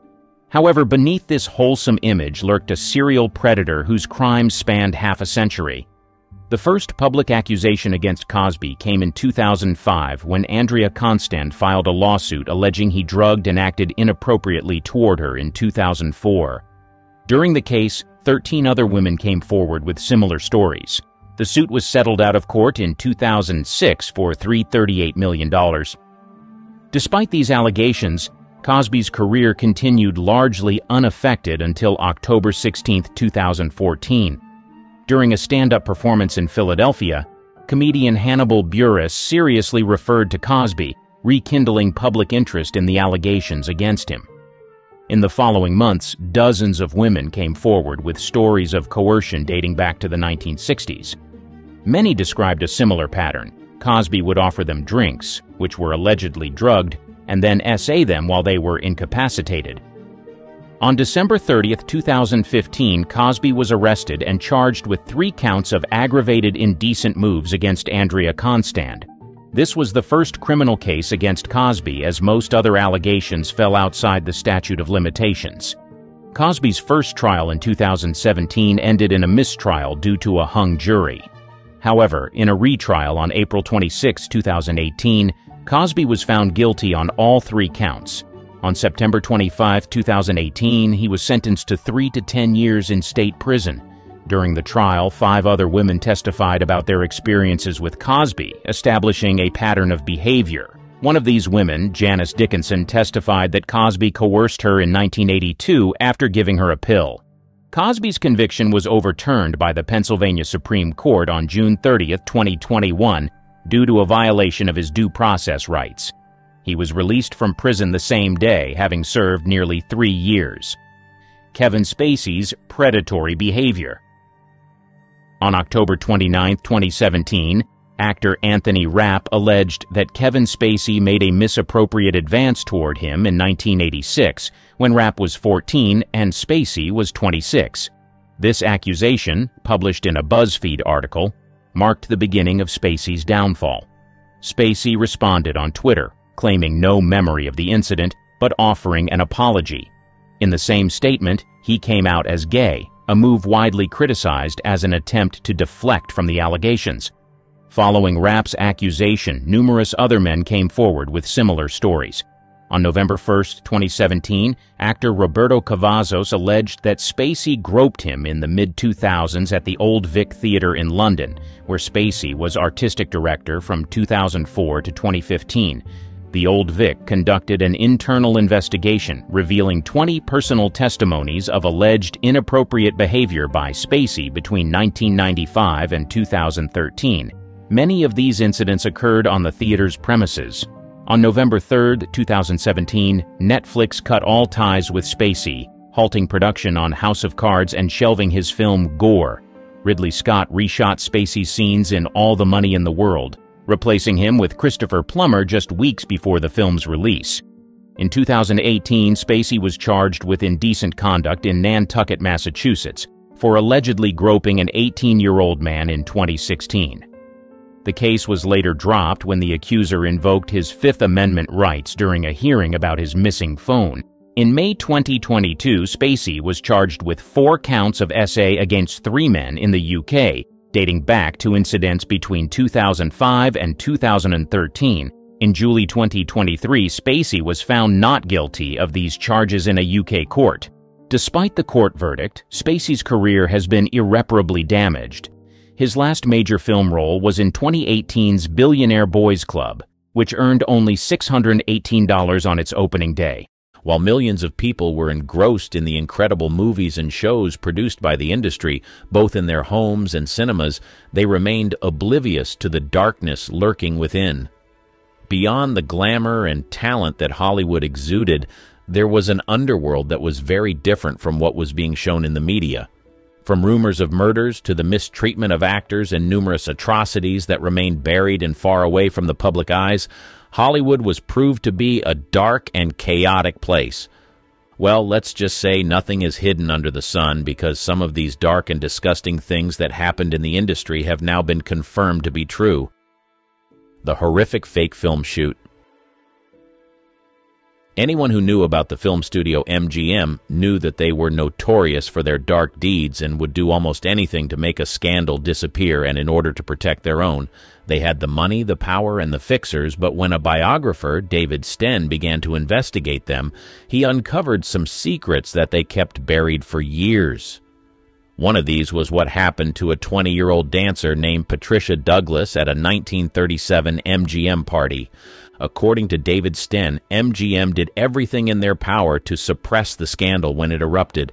They even went as far as hiding evidence and doing all they could to silence the victim, but it seems like her innocence screamed louder than their efforts, and soon enough their deeds were brought to the light. Although MGM was successful at burying the story back in the 1930s, David Sten found some evidence that proved that Patricia's story was real. She wasn't the young wannabe star trying to take down a powerful studio. She was a young, vulnerable girl whose innocence was taken away at an MGM party. In the words of the biographer, I managed to find old newspaper coverage, previously unseen photos, damning studio documentation, long-forgotten legal records, privately shot cinematographic evidence hidden in an MGM film vault, and, most amazing, Patricia Douglas herself. After 65 years of silence, she was finally able to tell her side of the story. According to Patricia Douglas, that incident completely broke her and turned her life upside down. Before that day, she was living a normal life and was already a part of the entertainment industry. Her love for dancing opened her up to opportunities, and at the age of 15, she had already appeared in 2 classics. Her mother was doing well financially, so she didn't need to work. She only took on a few jobs because she enjoyed it and wanted to keep herself busy. This chestnut-haired lady with porcelain skin would later get a casting call on the 2nd of May, 1937 that changed her life. She had no idea that this call was not what she thought it was, and although she hesitated for a while, she finally said yes. Looking back on that day, Patricia regrets saying yes to that call. In her words, "They never mentioned it was for a party, ever. I wouldn't have gone. Oh God, I wouldn't have gone." Although she and hundreds of other girls were invited for this so-called shoot, they would soon discover that this was no film shoot. It was a party that Louis B. Mayer had, organized to celebrate his salesman for a job well done. But this was no ordinary party. It was going to an alcohol-fueled party where all manner of atrocities would happen. The studio had become the greatest studio in Hollywood, and they bagged distribution deals that will keep them on top for several years. This party as their way of celebrating. Patricia Douglas was one out of the 120 young female dancers that received the casting call. It will surprise you to know that a well-known casting director made these calls so the girls had no idea what was about to happen. They were supposed to be dressed in fitted cowgirl outfits, and as soon as they got to the studio, they were transported to an unknown location for this party. On getting there, Patricia saw over 300 men partying, smoking, and taking all kinds of substances. She didn't see cameras, a crew, or lights. Patricia immediately started to feel uncomfortable, as she had never had any sexual encounter before. She certainly didn't want to be in such a wild party. Sadly, there was no way any of the girls could escape. As the party went on, a particular salesman called David Rose began to admire Patricia. He pretended to want to teach her a dance step, and before she knew it, he and other friends held her down and poured liquor down her throat. Soon enough, Patricia began to feel sick, and when she went outside to get some air, David Ross dragged her to the parking lot and took advantage of her in one of the cars. Interestingly, a parking attendant witnessed the whole thing, but he later denied. Patricia did not keep quiet about what happened. She told her mother about it, and they were able to hire an attorney, but every legal step she took proved futile. No one believed her.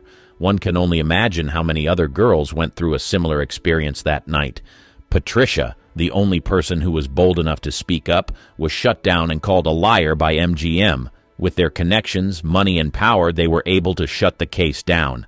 Among the evidence that was later found was a letter from publisher William Randolph Hearst to Louis B. Mayer saying, "Shut this down. Make her stop."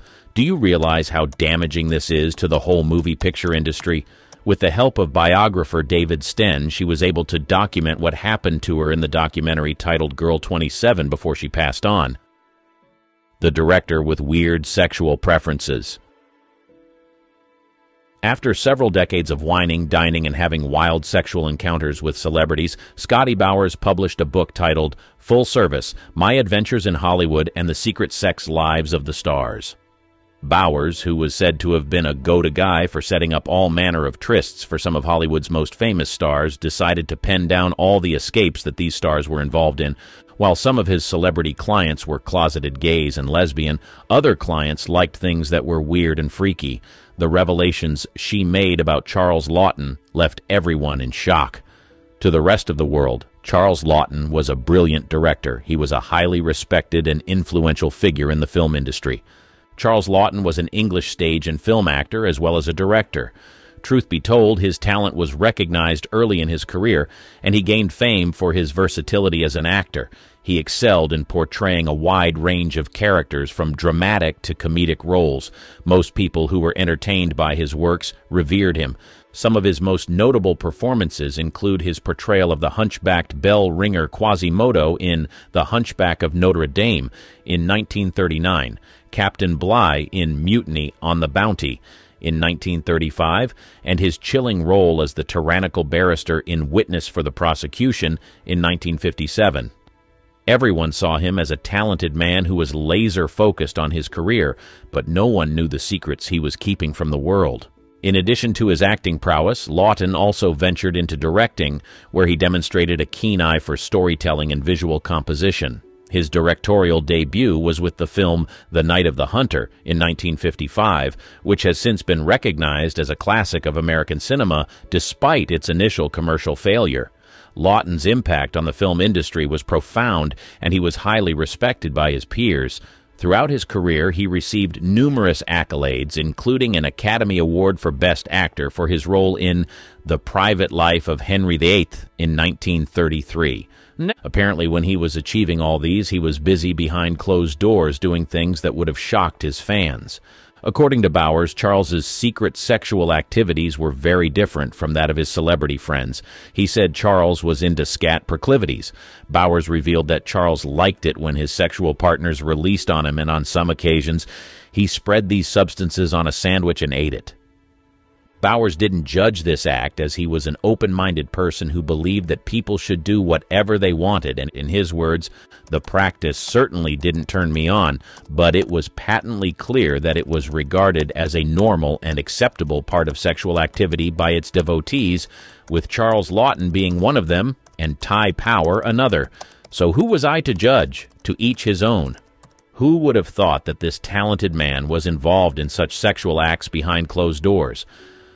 Although there were already rumors about what he was involved in, Bowers' book confirmed the rumors and went into detail about what this celebrated director was doing behind closed doors. Charlie Chaplin and underage girls. He was a highly successful actor who was well respected in the industry. He was known to have inspired many other actors, but when rumors began to circulate about his preference in women, a lot of people lost respect for him. They simply couldn't believe it. Charlie Chaplin, a towering figure in the world of comedy, mesmerized audiences with his timeless humor and poignant performances on the silver screen. Yet, behind the laughter, his personal life was shrouded in controversy, particularly concerning his romantic entanglements. Soon enough, his secret preferences when it came to women became a subject of both fascination and scrutiny. Truth be told, Chaplin's predilection for marrying significantly younger women was evident throughout his life. His first marriage to 16-year-old Mildred Harris at the age of 29 set a pattern that would repeat itself. Despite the considerable age gap, Chaplin seemed drawn to youthful exuberance and innocence. However, his marriages were not devoid of tumult. Harris and Chaplin's union dissolved after 2 years. It would surprise you to know that he went on to date and marry yet another girl that was younger than him. The pattern persisted with Chaplin's subsequent marriages.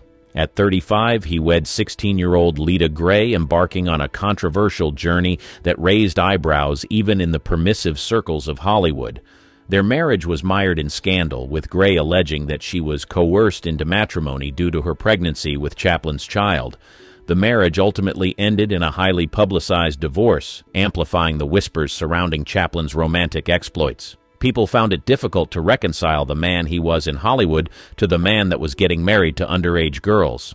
In 1932, Chaplin found himself entangled with 22-year-old Paulette Goddard, who later revealed that she had initially misrepresented her age, claiming to be 17 when they first met.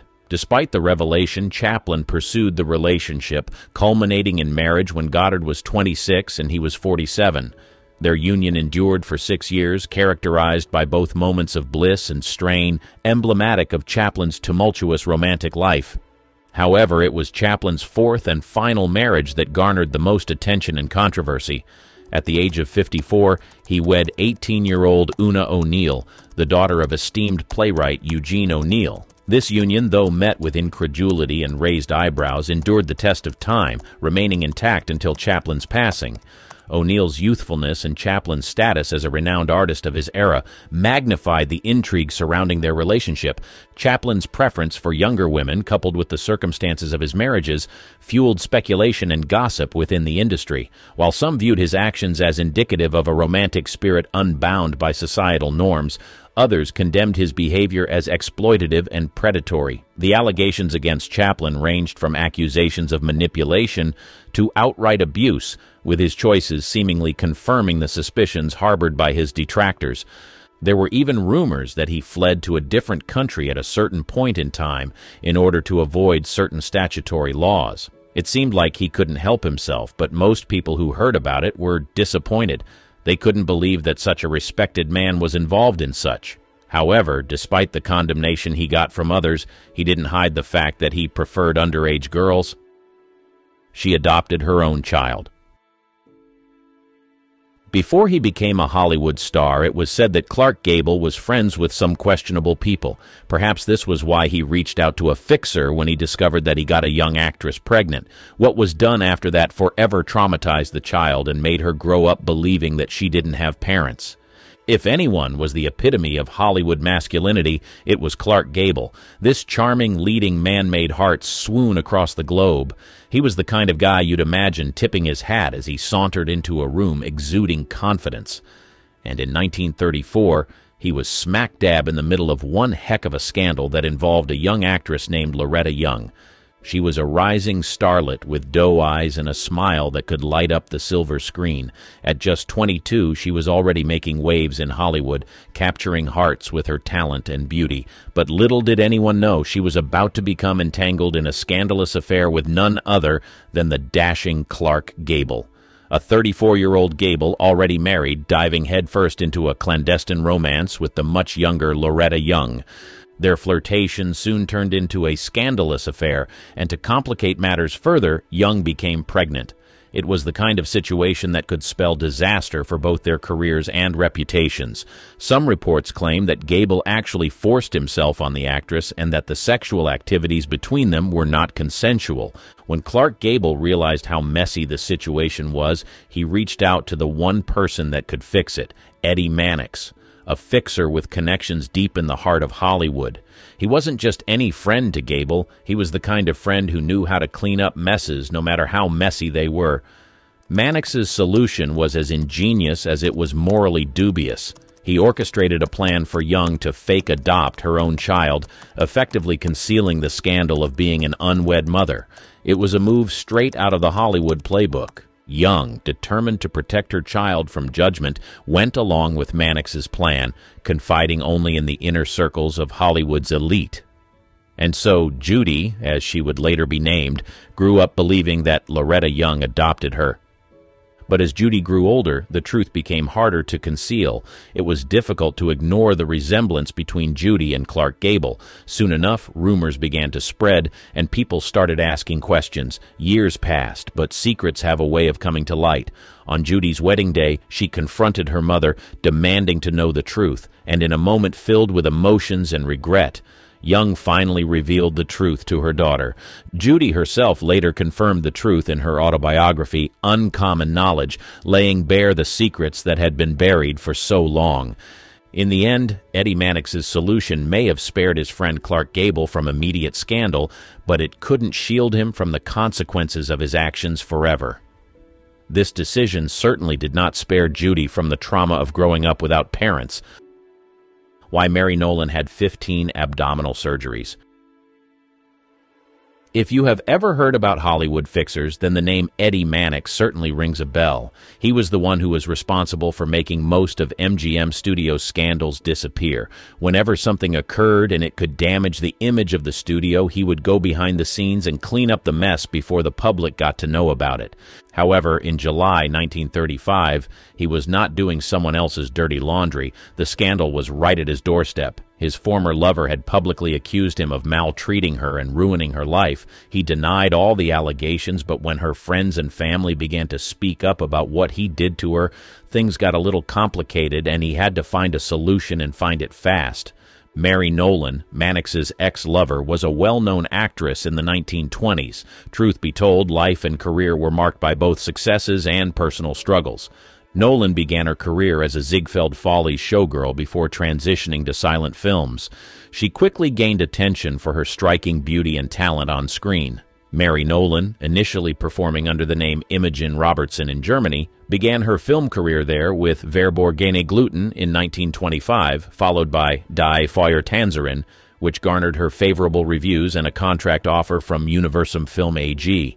She worked steadily in Germany until 1927, declining offers from Hollywood producers until Joseph M. Schenck of United Artists convinced her to return to the United States.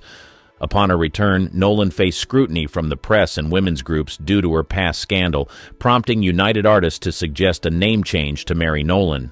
She made 2 films with United Artists before joining Universal Pictures in August 1927, where she received good reviews for her role in Good Morning Judge. In the same year, she was said to have been involved in a relationship with Eddie Mannix, who allegedly used his connections to help boost her career. Mannix was married at the time, so they kept their affair a secret for as long as they could. Nolan's career received a significant boost when she was loaned to Metro-Goldwyn-Mayer for West of Zanzibar in 1928, starring alongside Lon Chaney and Lionel Barrymore. The film was a hit, as was her subsequent loan to MGM for Desert Nights in 1929, opposite John Gilbert, further solidifying her status in Hollywood. However, Mannix and Nolan's affair ended abruptly in 1929. While no one knows for sure why the affair ended, it was said that the actress became an emotional wreck in the following years. Her career began to decline rapidly, and she was said to have displayed erratic behavior on sets. After a long battle with substance abuse and financial problems, her life was in shambles. It was clear that there was a lot of pain buried deep within her, but no one knew what was causing it. It was in 1935 that Mary Nolan decided to open up about what she went through in the hands of Eddie Mannix. Initially, it seemed like a publicity stunt by a desperate actress, but as time went on, people began to see that her claims were not far-fetched from what others had accused Mannix of. According to her, she lived with him in the Ambassador Hotel from the year 1927 to 1931, and they were actively in an affair at the time. As time went on, he began to treat her badly and would even go as far as hitting her and inflicting wounds on her body. She also claimed that he was responsible for the decline of her career career and that he allegedly used his influence to ruin her career at a certain point. However, the most shocking part of her story was on the day he attacked her and hit her abdominal area so badly that she had to be hospitalized. The damages he caused were so severe that she had to undergo over 15 surgeries in order to survive. After she sued him, he denied all she had said and claimed that she was using the story to gain fame and sympathy from the public. But despite his claims, Mary Nolan had a solid army of witnesses behind her. Her friends and family revealed he maltreated her during the time that they were together. He also allegedly forced her to terminate multiple pregnancies, and there were times when she had to go on set with bruises because of how badly he hit her. As expected, Mannix did everything in his power to bury the story. It was said that he sent a private detective to her house to threaten her, and this was what made her drop the lawsuit. While there was no concrete evidence, anyone who heard about Mannix's heinous crimes knew that there was at least an atom in Mary's story. In the end, Mannix won and was able to bury a story that could have potentially ruined his image and career. In the early 1940s, Ava Gardner went from being a poor teenager from Grabtown to being one of the most desired stars in Hollywood. While this transformation changed her financial status, fame came with its challenges. From navigating Hollywood as a young, attractive woman to having romantic relationships with some of the most attractive men in Hollywood, Ava Gardner lived an interesting life. In the late 1980s, she decided to let the world know some of her deepest, darkest secrets by writing a memoir. You are about to unveil some of the shocking revelations she penned down in her memoir. The Calm Before the Storm. Like many other Hollywood stars, Ava Gardner came from humble beginnings. Several years before the spotlight shone on her, Ava Gardner was living a normal life in the rural community of Grabtown. Born on Christmas Eve in 1922, Ava Gardner was the seventh child of Jonas and Mary Gardner. Right from childhood, Ava was a bright young girl, and greatness was written all over her. She spent her early years surrounded by her siblings and parents as they lived in a farmhouse. She grew up enveloped by the enchanting landscapes of the rural South, where cotton fields stretched as far as the eye could see, and the sunsets painted the sky in hues of gold and crimson. Around their house, there were acres of land where her parents cultivated cotton in order to earn a living. Truth is, Ava's parents were hard-working people, and they did all they could to provide for their children, but tragedy soon struck and frustrated their efforts. When Ava turned 3, her family experienced something that shook the foundation of their close-knit family. It was said that a fire erupted and burnt down their barn and cotton gin to the ground. It was a terrible experience that completely changed their lives. The tragedy left their finances in shambles, and Ava's family had to start again from scratch. Her family would later be relocated to Brogden, where her parents took on odd jobs in order to survive. With the dawn of the Great Depression, things got worse for the family, but through it all, her parents insisted on Ava and her sisters getting basic education. After the unfortunate death of her father in 1938, Ava and her family were left to fend for themselves. Somehow, growing up in these difficult situations made Ava Gardner even more resilient. She would later find herself gravitating towards the world of showbiz. Interestingly, her mother saw that she had star potential right from the start and encouraged her to step into Hollywood when the opportunity presented itself. Ava Gardner was still very young when she was discovered. Sure, she was excited about being a Hollywood star, but nothing prepared her for the shocking events that would unfold. Entering the tumultuous world of Hollywood, it was like a dream come true when Ava Gardner was selected to be one of MGM's young stars. Little did this 18-year-old know that fame and influence came at a cost. In the bustling streets of New York City, a star was about to be born, and her name was Ava Gardner. Her journey to Hollywood stardom was set in motion by a series of serendipitous events and the discovery of her radiant beauty. As fate would have it, one fateful day, her elder sister's husband, who was a portrait photographer, thought it would be wise to take pictures of young Ava Gardner and display them in his studio. Ava Gardner's beauty and natural charisma were evident from the moment she stepped in front of Larry Tarr's camera. Recognizing her potential, Tarr wasted no time and took several captivating portraits of the young beauty. Larry Tarr was so impressed by Ava's photographs that he displayed them in the window of his photography studio. Little did he know that these very pictures would become the catalyst for Ava's journey to stardom. One of those very portraits caught the eye of a prominent talent agent, who was immediately struck by Ava's stunning features and undeniable allure. This agent wasted no time in reaching out to Ava and offering her an opportunity that would change her life forever. The name of this influential talent agent was Al Altman. He saw in Ava Gardner the potential for greatness and saw to it that her talent was recognized by the right people in the entertainment industry. It wasn't long before Ava's unique beauty and promising star quality caught the attention of none other than MGM Studios, one of Hollywood's most prestigious film studios. MGM was determined to turn this diamond in the rough into a shining star on the silver screen. She may not have aced her first test in the studio, but they believed that they could train her and turn her into a star. With a contract in hand, Ava Gardner bid farewell to her life in New York and embarked on a new chapter in Hollywood. It was 1941 when she made her debut in a small role in the film Babes on Broadway, which was just the beginning of her remarkable career. Her looks were undeniably instrumental in opening doors for her in Hollywood. With her piercing green eyes, cascading brunette locks, and radiant smile that could light up the darkest room, she possessed a kind of beauty that was simply irresistible. But it wasn't just her beauty that set her apart. Ava had a presence and confidence that demanded attention, making her a standout among the aspiring starlets of the time. As she honed her acting skills and gained more experience, critics and audiences alike couldn't help but notice the raw talent that lay beneath her beautiful exterior. She had a unique ability to connect with her characters and bring them to life on the screen. As the years went by, Ava Gardner's star continued to rise, and she went on to deliver unforgettable performances in iconic films like The Killers, Mogambo, and The Barefoot Contessa, making her one of the brightest stars in Hollywood. As expected, her glory days in Hollywood came with a lot of attention from men.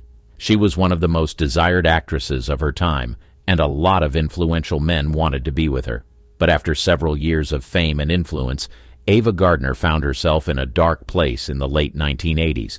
The lights had dimmed and the applause had faded. She was broke, alone, and usually drowning in alcohol. This was the period that she made up her mind to write a memoir, revealing some of her deepest, darkest secrets. Her shocking revelations about Mickey Rooney. I either write the book or sell the jewels, and I'm kinda sentimental about the jewels. Ava Gardner said this as she explained why she made up her mind to write a book.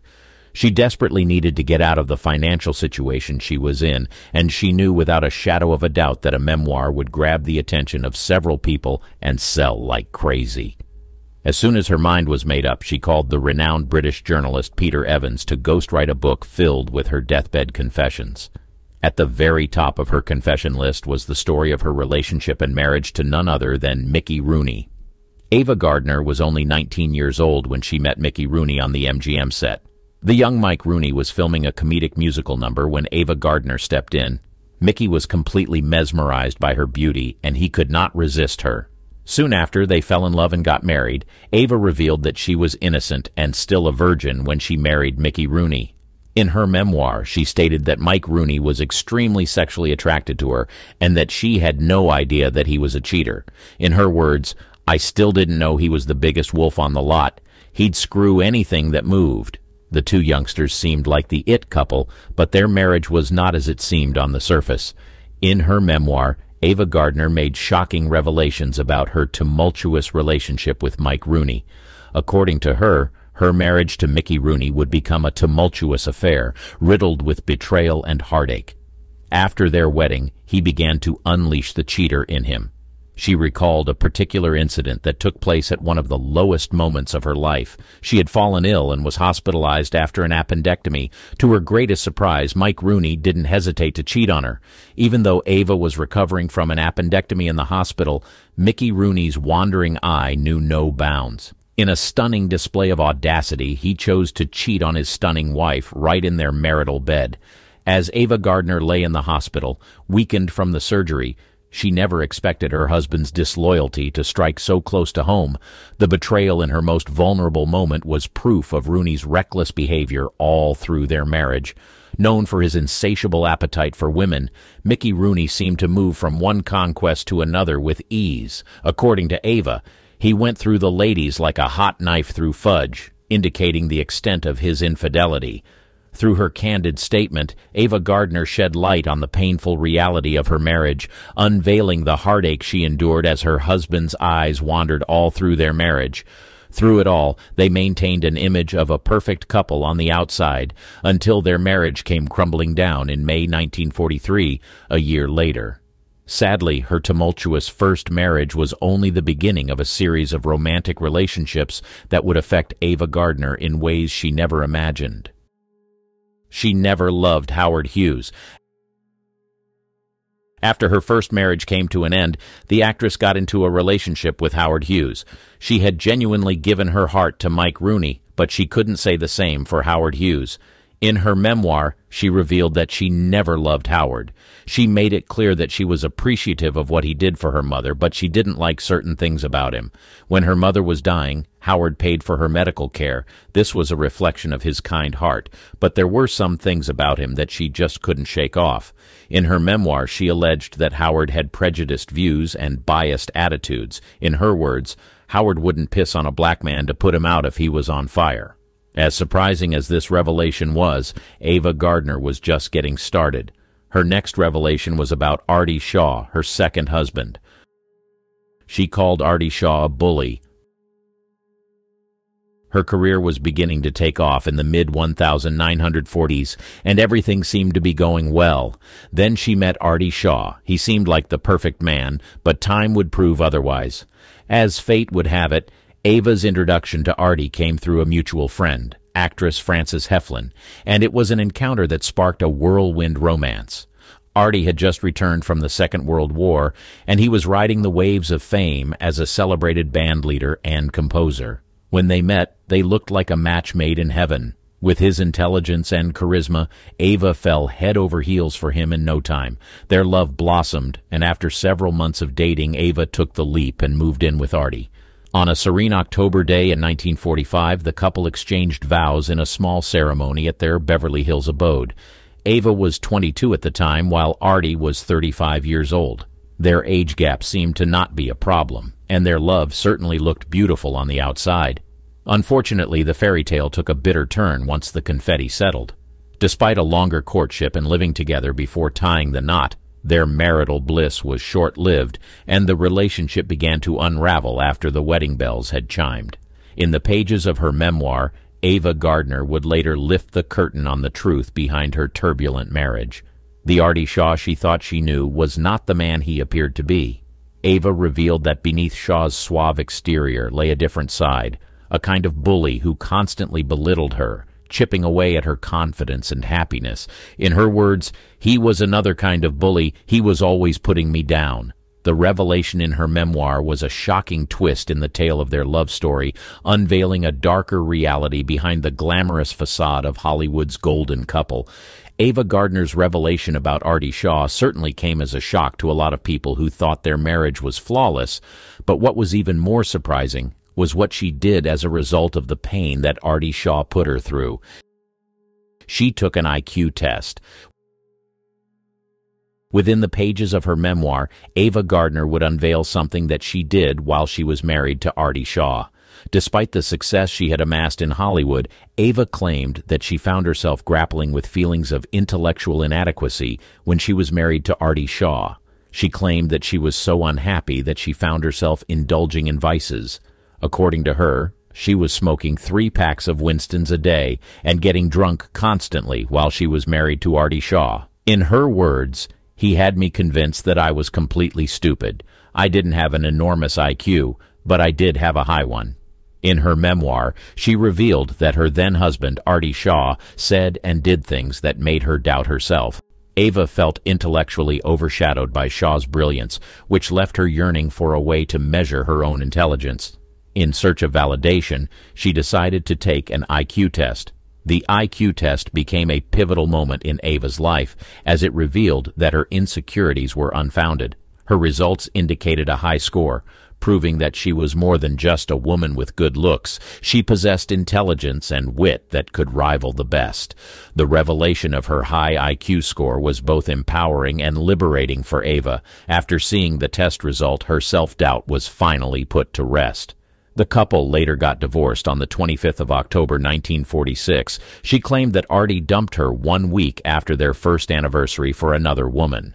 However, the end of her marriage to Artie Shaw would lead her to a man that she considered the love of her life, finding true love and a secret affair.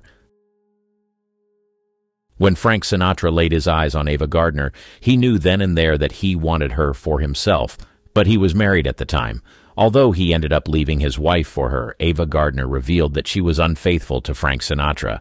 In the late 1940s, Ava Gardner's career was on the rise. She was making waves for her role in high-profile movies like The Hucksters and The Great Sinner. This was the period that she began to fall in love with renowned singer and actor Frank Sinatra. Ava and Frank Sinatra initially met while she was still married to her first husband, but nothing transpired between them until they met again in a party in 1949. Frank was still married to Grace Sinatra at the time, but their marriage was reportedly in shambles. It was said that Ava and Frank could not stay away from each other, so they began a secret love affair. They tried to be discreet, but the world soon found out about it. In her memoir, she said Frank Sinatra knew that it was true love on the first date.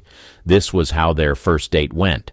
In the late-night hours, as they embarked on a drunken drive from Palm Springs to Indio, an adventure unfolded that solidified their bond. Armed with a pair of .38s kept in his glove compartment, the chairman and his beloved companion playfully shot out streetlights and store windows, leaving behind a trail of unforgettable memories. Frank was in the process of divorcing his wife at the time, but as soon as the divorce was final, he and Ava tied the knot in 1951. Ava was in her late 20s at the time, and Frank was in his mid-50s. Their love was said to be electrifying at the start, but things soon changed. In her memoir, she revealed that they started having problems during their courtship. From the outset, their courtship seemed like a tempestuous whirlwind, marked by fiery encounters and bouts of boozing and fighting. While their passionate connection drew them together, it also led them down a path filled with turbulence and emotional storms. Ava also revealed that she got pregnant twice when she was with Frank Sinatra, and she aborted both times. These heart-wrenching choices, made amidst the strains of their relationship, left an indelible mark on both of their lives. As the years passed, the fervor that once brought them together couldn't save them from their own inner demons. The same intensity that sparked their romance seemed to fuel their conflicts, leading to a marriage that mirrored the turbulence of their courtship. Their union became plagued by public dispute and chaos that filled the tabloids. Shockingly, one of Ava Gardner's deathbed revelations was about her secret affair with Robert Mitchum. She revealed that while she was seeing Frank Sinatra, she was having an affair with Robert. In her words, "I was crazy about him." When she summoned the courage to tell Robert that she was also seeing Frank Sinatra, he ended things immediately. In her memoir, she detailed what he said: "Get into a fight with him and he won't stop until one of you is dead." Gardner said Robert didn't want to risk it being him, so he fled for his life. Frank Sinatra and Ava kept trying to make things work, but after a while they decided to end things. Their divorce was later finalized on the 5th of July, 1957. Ava went on to reveal more facts about her relationships, but her claims about what George Scott did to her were indeed shocking. George C. Scott did this to her behind closed doors. One of Ava Gardner's deathbed revelations was the truth about her brief relationship with George Scott. While the duo were dating back in the day, their fans admired them and people said they were a cute couple. However, there was nothing cute about what was happening between the couple behind closed doors. She claimed that George Scott had been abusive towards her while they were in a relationship. She went on to detail one of the fights they had and how dark it got. According to her, he got physically abusive when he was drunk. In one of their fights, she said Scott smashed bottles to make weapons. She was terrified of what he was going to do next, but again, he had abused her this way before. In her words, He was kneeling across me, waving the jagged edges of the glass in front of my face with one hand and hitting me with the other, telling me he loved me and smashing a fist into my eye. "Marry me, do you hear what I'm saying?" Followed by another blow. People were certainly shocked to find out that she endured all this, but of all the things she said in her memoir, she made it clear that she was aware that she made bad choices when it came to men. She also said that her friend warned her about some of the men that she dated, but she didn't listen. Lana Turner tried to warn her. All through her lifetime, some of her heartache came as a result of the men she chose to date. Perhaps if she listened to her best friend, things would have been different. Ava Gardner's best friend, Lana Turner, was also known to have attracted some of the most successful and influential men at the time. Interestingly, she was once romantically involved with some of the men that Ava Gardner was later involved with. She saw the different sides to these men, and she knew what they were capable of, so she didn't hesitate to advise Ava Gardner. When Ava Gardner told Lana about her decision to be with Frank Sinatra, Lana begged her not to go through with it. Interestingly, Lana had affairs with both Frank Sinatra and Shaw in the past, so she was well equipped to advise her friend. Recalling what her best friend told her, Ava Gardner wrote, "I've been there, honey," she told me. "Don't do it." I should have listened to her. The deed had already been done. She got into the relationships, learned her lessons, and lived to tell her story. The actress's life was truly one hell of a ride, but through it all, she tried to live life to the fullest. Although she started married to each of her husbands for a short period, Barbie Benton, a name synonymous with glamour, a face that graced magazine covers, and a life wrapped in the sparkle of Hollywood's golden era. Yet behind the sequins and smiles lies a trail of secrets and stories untold, whispers of a life far more intricate than the public ever glimpsed. What hidden depths lie beneath the image of this entertainment world's darling, and how did a girl once known for her beauty become an unsung architect of her own destiny? Hidden chords of fame. Before the flashing cameras and the glitz of stardom, Barbie Benton harbored a passion that struck a chord quite literally: music. While the world fixated on her beauty and her ties to the Playboy empire, few knew that Barbie's first love was the melody and harmony of song. Her musical journey began long before the fame, in the quiet corners of her adolescence, where she honed her skills on the piano and guitar, crafting the foundation of what would become a significant yet overshadowed part of her career. In the early 1970s, Barbie's vocal talents came to light as she serenaded audiences on television, showcasing a sultry voice that was as captivating as her image.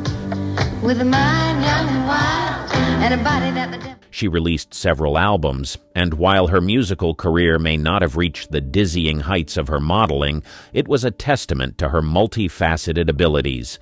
Songs like Brass Buckles and Ain't That Just the Way charted internationally, hinting at the depth of talent beneath the surface. But music was more than just a career path for Barbie.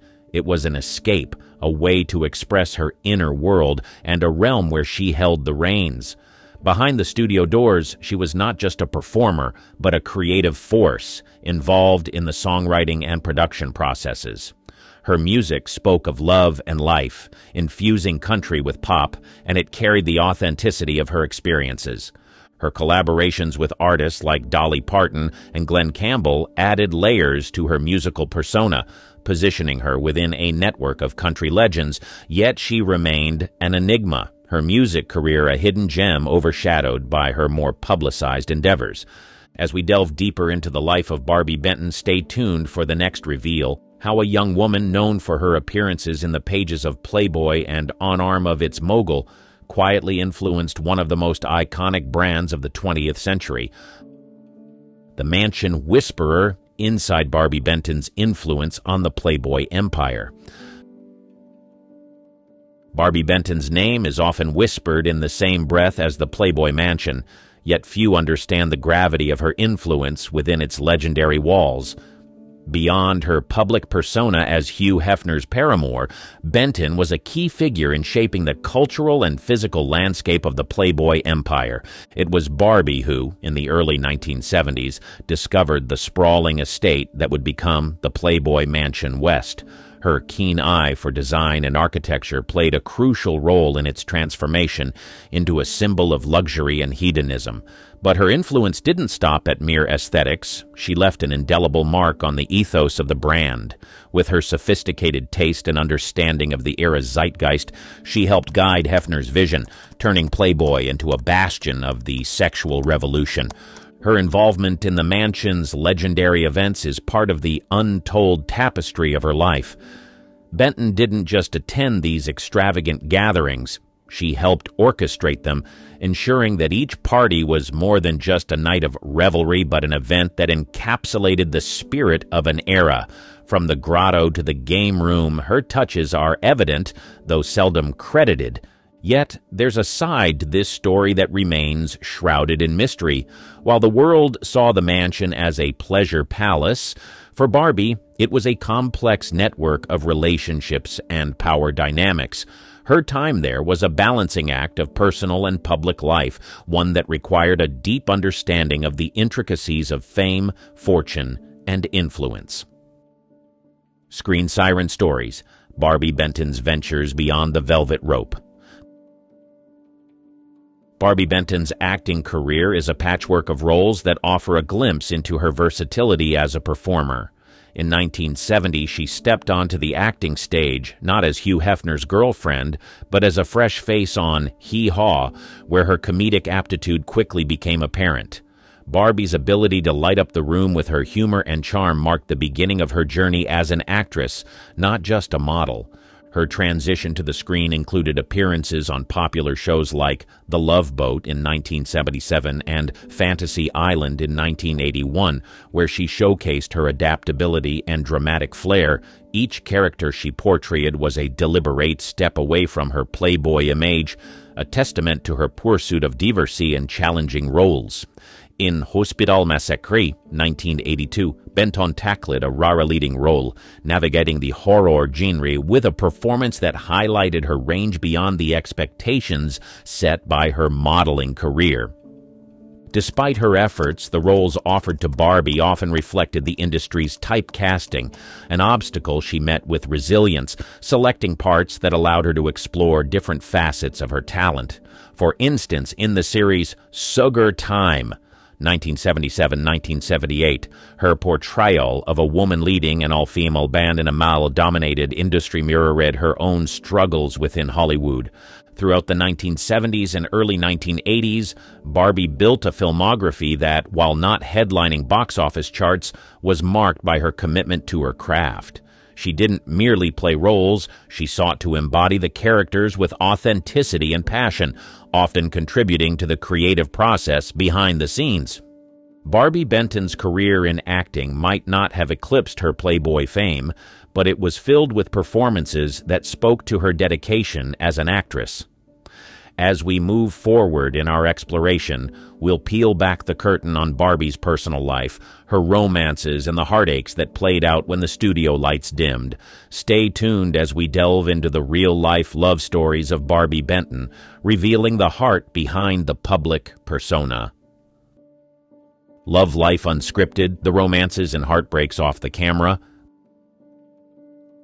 Barbie Benton's love life, while often a subject of public fascination due to her high-profile relationship with Hugh Hefner, encompasses more than the walls of the Playboy mansion.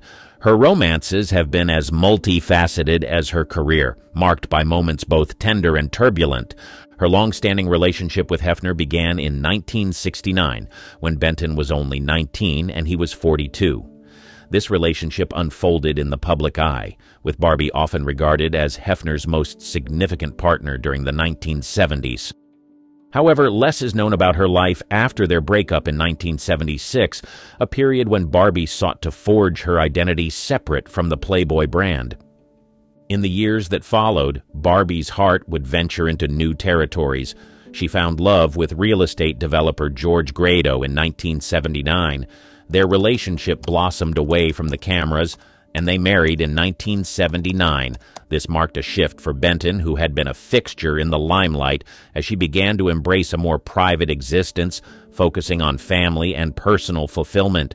Their union was characterized by a strong bond and shared values, with the couple welcoming 2 children. Unlike her time with Hefner, her life with Grado was marked by a desire for normalcy and privacy, a stark contrast to the glitzy image many associated with her. Barbie's romantic life is a narrative of contrasts, from a public figure in a glamorous world to a woman seeking the quietude of a private life. Her journey through love reflects the complexities of a life lived in the spotlight and the pursuit of personal happiness beyond it. A fashion icon's blueprint, Barbie Benton's secret style influence. Barbie Benton's impact on fashion during the 1970s and 1980s was profound, yet her contributions have often been overshadowed by her association with Playboy. Benton wasn't just a model who wore the clothes given to her. She was an arbiter of style, influencing trends and inspiring designers. Her unique fashion sense was a blend of sophistication and sensuality, a hallmark of the era's glamorous aesthetic. During her heyday, Benton's appearances were not just photo ops. They were fashion statements that captured the zeitgeist of the times. Her penchant for bold prints, bell-bottoms, and the iconic bunny costume played a role in setting the fashion agenda. She embraced and often contributed to the design of her own ensembles, bringing an authenticity to her style that resonated with the public. Barbie's influence extended beyond the camera lens. She was a fixture in the front rows of fashion shows and a muse to designers who valued her feedback and vision. In a time when fashion was becoming more expressive and personal, Barbie Benton was at the forefront, pushing boundaries and setting trends. Her legacy in fashion is a narrative interwoven with her public persona, yet it stands on its own as a testament to her innate understanding of style and her ability to forecast trends. As we explore Benton's life further, her fashion legacy is a reminder that she was not just a face in a magazine, but a creator of style that has left a lasting impression. Beyond the glitz, philanthropy, and life after the limelight, after stepping back from the glare of Hollywood's spotlight, Barbie Benton channeled her energy into philanthropy, a chapter of her life that speaks volumes about her character. Behind the glamorous facade that the public was accustomed to lay a compassionate heart and a commitment to giving back. In the quiet of her post-fame life, Benton dedicated herself to numerous charitable causes, often away from the media's eye. She lent her support to organizations focused on children's health and education, recognizing the power of her platform to effect positive change. With her characteristic grace, she attended fundraisers, donated to worthy causes, and volunteered her time, all without fanfare.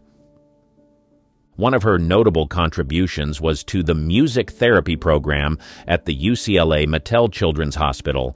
Understanding the healing power of music, Barbie helped fund programs that brought comfort and joy to sick children. Her involvement went beyond mere donations. She was hands-on, often seen participating in hospital events and even singing for the children, bringing smiles to their faces during difficult times. Barbie's philanthropic efforts also extended to environmental causes. Passionate about wildlife and conservation, she supported initiatives that protected endangered species and promoted sustainable living. Her home became a reflection of this passion, with an emphasis on eco-friendly design and living practices. The narrative of Barbie Benton's philanthropic work is a sharp contrast to the glittering life she once led. It reveals a depth of character and a desire to contribute to the world in a meaningful way. As we delve deeper into her life story, we uncover a woman whose beauty is matched by her generosity and whose influence extends far beyond what the public has seen. Private melodies, the personal life, Barbie shielded from the world. In the symphony of Barbie Benton's life, there are melodies that remained private, harmonies that echoed behind closed doors, away from the public's prying eyes. Despite her high-profile relationships and her image as a glamorous starlet, Benton fiercely protected her personal life, cherishing the quiet moments that fame couldn't infiltrate. Barbie's personal life has always been layered and complex, defined by more than her celebrity status. Her romance with real estate developer George Gradeau, whom she married in 1979, was a testament to her desire for a stable and nurturing home life. Their relationship was built on mutual respect and love, a sanctuary from the unpredictability of show business. Together, they raised 2 children, Alexander and Ariana, in a household where privacy was paramount, and the entertainment industry was just a backdrop. The Benton-Gradeau family life was idyllic in many ways, set against the beauty of their homes in Los Angeles and Aspen. Barbie created a world for her family that was rooted in normalcy and shielded from the tabloid culture. She was a hands-on mother, involved in every aspect of her children's upbringing, from school plays to equestrian events, ensuring they had a grounded and well-rounded childhood.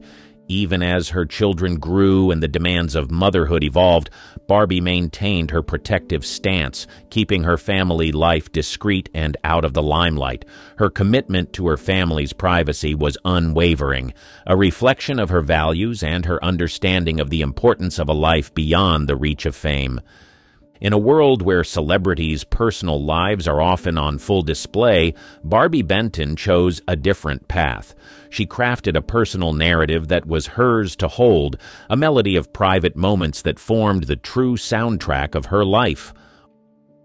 Architect of Dreams, exploring Benton's hidden passion for design. Barbie Benton's artistic talents extend beyond the stage and screen, manifesting in a less public yet profoundly impactful realm: architectural and interior design. Benton's penchant for design is not widely known, yet her work in this field showcases the same creativity and attention to detail that she brought to her entertainment career. In the 1970s, Benton began expressing her vision through the design of her own homes. She worked closely with architects and designers, meticulously planning every inch of space, choosing materials, and overseeing construction. Her homes were not mere dwellings, but expressions of her aesthetic, an embodiment of her personal style and sensibility. One of Benton's most ambitious projects was the construction of her house in Aspen, Colorado. It was here that her skills flourished, culminating in a home that was both a retreat and a masterpiece. The residence, which she shared with her husband George Gradeau, reflected her love for rustic elegance and her affinity for natural materials. It became a harmonious blend of luxury and comfort, nestled in the picturesque landscape of the Rocky Mountains. Benton's approach to design was holistic. She believed that a home should be a sanctuary, a place that reflects the soul of its inhabitants. Her design philosophy centered around creating spaces that were not only visually stunning but also functional and inviting. Each room told a story, with carefully curated pieces, custom furniture, and art that spoke to her eclectic taste. Her design work has been recognized in several publications, highlighting her talent for transforming spaces into works of art. Benton's legacy in design is a testament to her multifaceted abilities and her relentless pursuit of beauty in all its forms. Barbie Benton may be best remembered for her time in front of the camera, but her work as a designer reveals another dimension to her character. As we continue to explore the layers of Benton's life, we witness a woman whose artistic vision knows no bounds and whose passion for design has left a lasting imprint on the world of architecture. The Wellness Advocate, Barbie's Secret Health and Wellness Journey. Barbie Benton's journey through the realms of health and wellness is a facet of her life that remained largely away from the headlines. Yet it is within this sphere that she has perhaps made some of her most impactful contributions. Benton's advocacy for wellness reflects her commitment to a holistic lifestyle, embodying the principles of mind-body harmony long before they became mainstream. Her exploration into wellness began as a personal mission, spurred by the health challenges faced by herself and those close to her. This quest led her to delve into the intricacies of nutrition, alternative medicine, and the healing arts. Benton's passion for wellness was not just about her own well-being. It was about sharing her knowledge and resources to help others lead healthier lives. Benton became a proponent of preventative health, emphasizing the importance of natural foods, regular exercise, and mental health awareness. She practiced what she preached, embodying a lifestyle that balanced physical activity with spiritual well-being. Her home in Aspen became a sanctuary where organic gardening and yoga were part of the daily routine. Her advocacy extended to her public life as well. Benton used her platform to raise awareness about health issues, particularly those affecting women.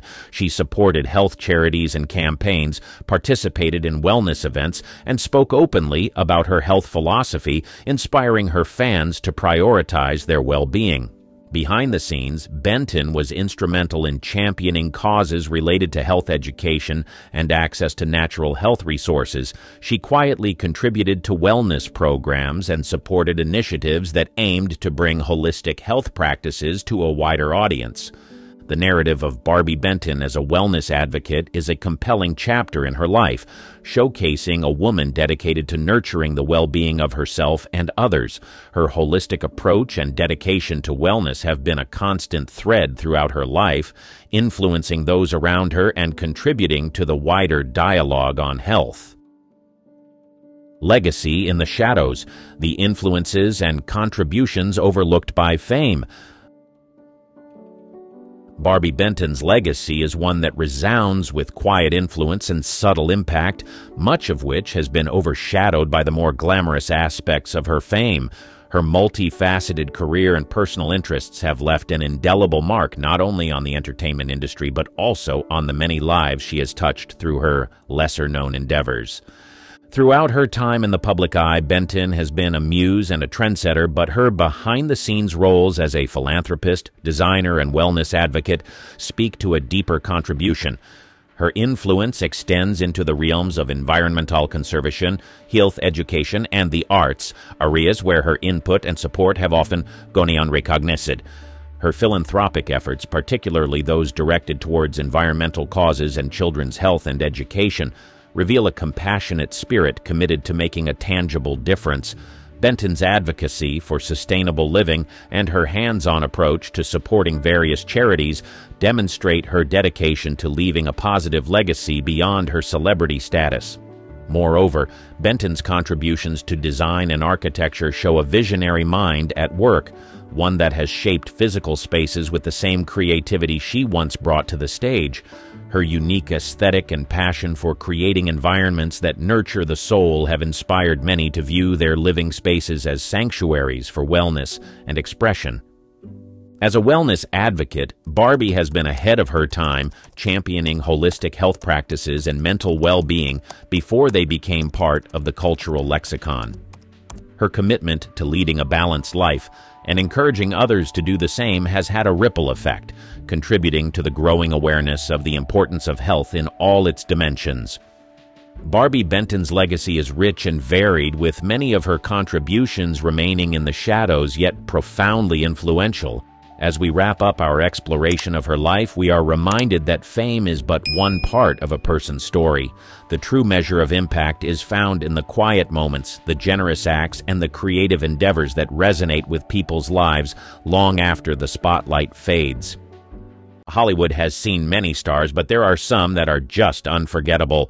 Lonnie Anderson, the sensational TV star who made waves in the 70s, is a clear example of a Hollywood star who is both irreplaceable and unforgettable.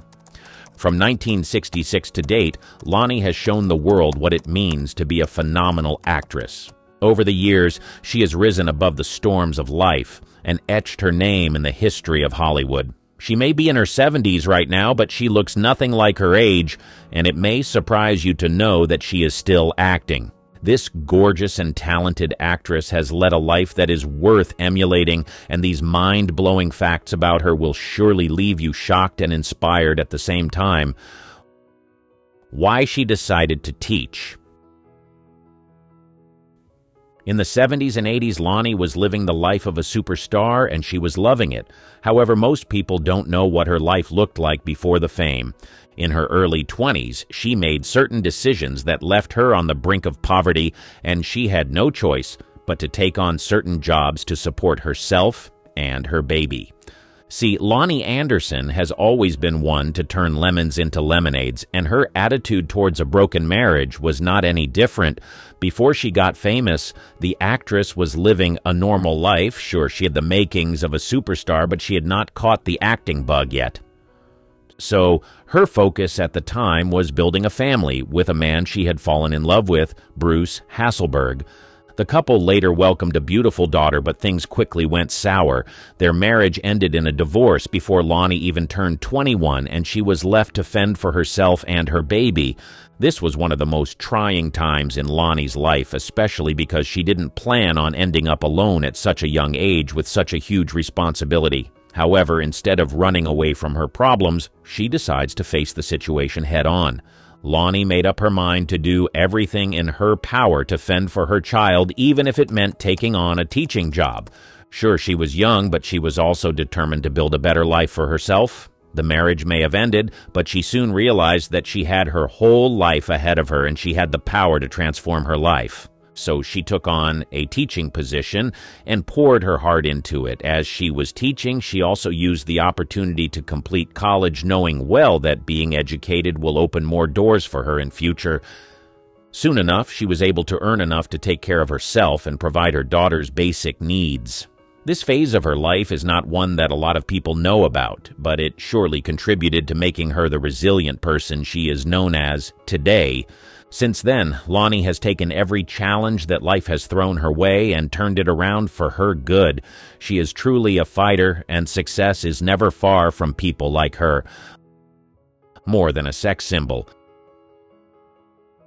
In an industry where beauty is an acceptable currency, Lonnie wanted to offer more than just beauty. The world saw her as a sex symbol, but she wanted more for herself. There is no denying that Lonnie Anderson was on top of the world in the peak years of her career, and her looks contributed greatly to her success. Her timeless beauty possessed an ethereal allure with her cascading golden locks, sparkling azure eyes that mirrored the vast skies of admiration, and a captivating smile that could light up the darkest rooms. Her curvaceous silhouette and graceful demeanor enchanted audiences and made it easy for her to stay relevant at a time when physical attractiveness was in high demand in the industry. When her star began to rise, people fell in love with her for a lot of reasons. Some loved her acting skills, while others fell in love with her looks. Her presence on screens reminded people of the likes of Jane Mansfield and Marilyn Monroe, and as much as she loved being associated with those names, there was a part of her that wanted more. Being seen as a sex symbol got her a lot of fame and attention, but she knew that she had more to offer, so she decided to do everything in her power to show her fans that her skills were mind-blowing. As her career progressed, she started working towards becoming a more versatile actress and being loved for more than just her physical looks. With every role she took on, she strategically showcased her diverse skills and made career decisions that allowed her to show the world what she was capable of.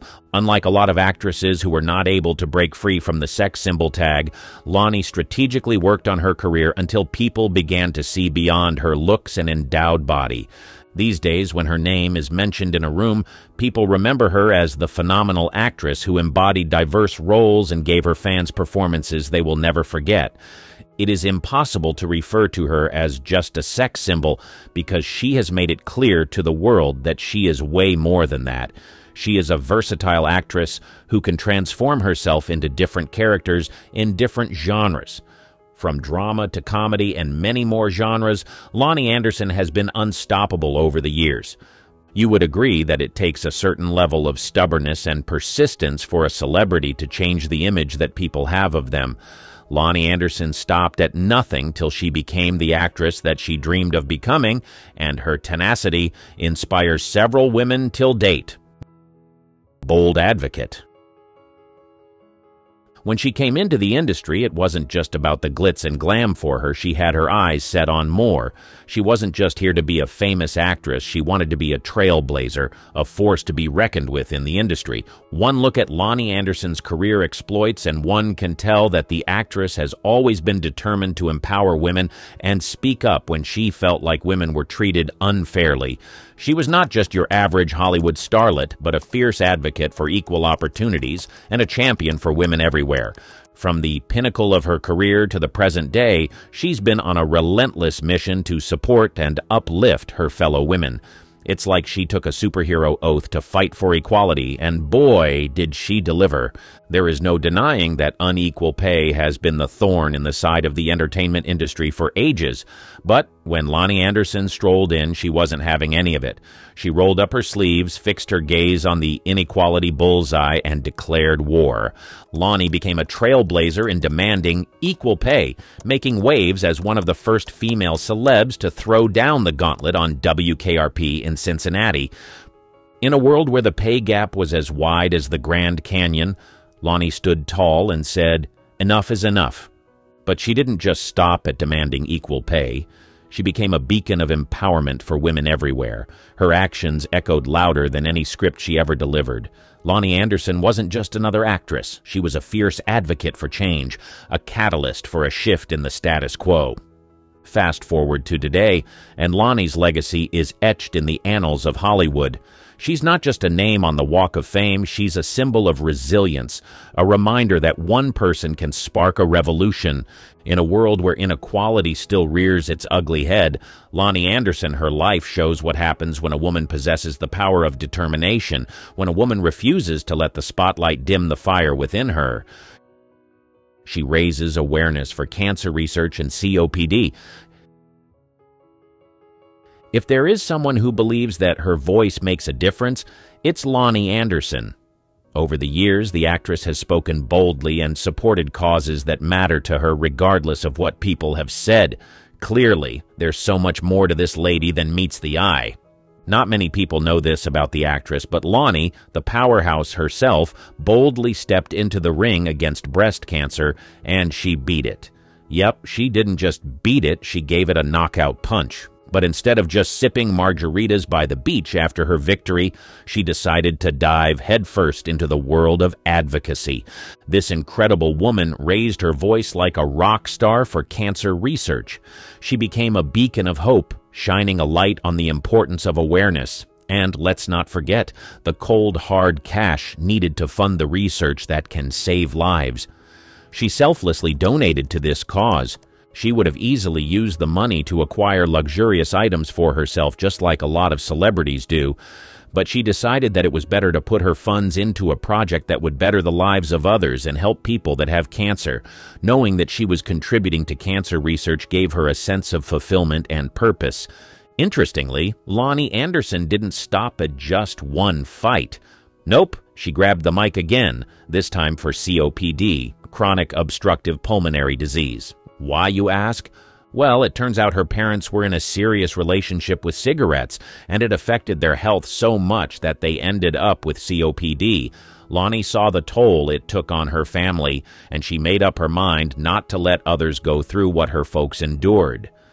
It's safe to say that Lonnie Anderson is the unsung hero, fighting battles off-screen, using her voice not just to entertain, but to make a real difference in the world. Whether it's cancer or COPD, she's there, a fierce advocate with a heart as big as Hollywood.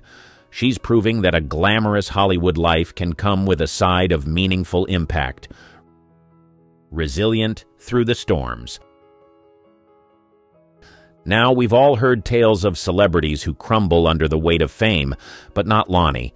She's got a determination and perseverance that could give anyone in the entertainment industry a run for their money. The road she's traveled has been anything but smooth, marked by challenges and a fair share of highly publicized, tumultuous relationships that had the tabloids working overtime. One of the most challenging phases of her life was her high-profile marriage to Reynolds in 1988.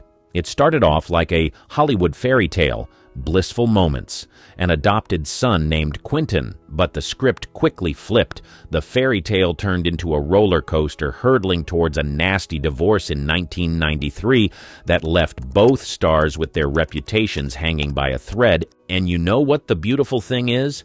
Despite the relentless scrutiny and public fallout, Lonnie Anderson didn't crumble. Nope, not her. She found a way to rise above it all, navigating through the stormy seas of tabloid chaos with an admirable grace. Imagine the headlines, the whispers, the judgment. It's enough to shake anyone to their core, but not Lonnie.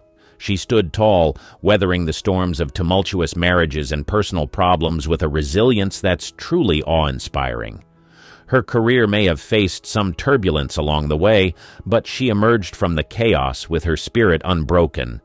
She is like an unsinkable ship sailing through the unpredictable waters of fame, through marriages that made headlines and personal struggles that would make anyone falter. She not only endured, but triumphed.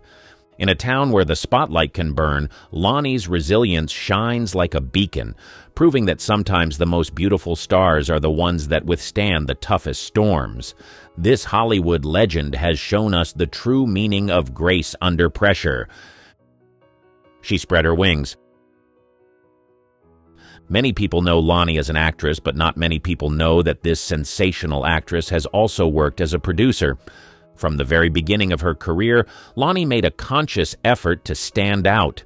In a town where everyone's vying for the spotlight, she found her own spotlight and shone brilliantly. It wasn't just about the looks or the charisma. It was about that extra something that made Lonnie uniquely herself. But here's where it gets even more interesting. Lonnie Anderson wasn't content with just being in front of the camera. No, she decided to spread her wings and venture into the world of production. Now that takes guts. Imagine stepping out of the comfort zone of being a celebrated actress to take charge behind the scenes. One of her notable ventures into production was the TV movie White Hot: The Mysterious Murder of Thelma Todd, where she not only starred, but also wore the producer's hat. It's one thing to take on a challenging role, but it's a whole different ballgame to oversee the entire production.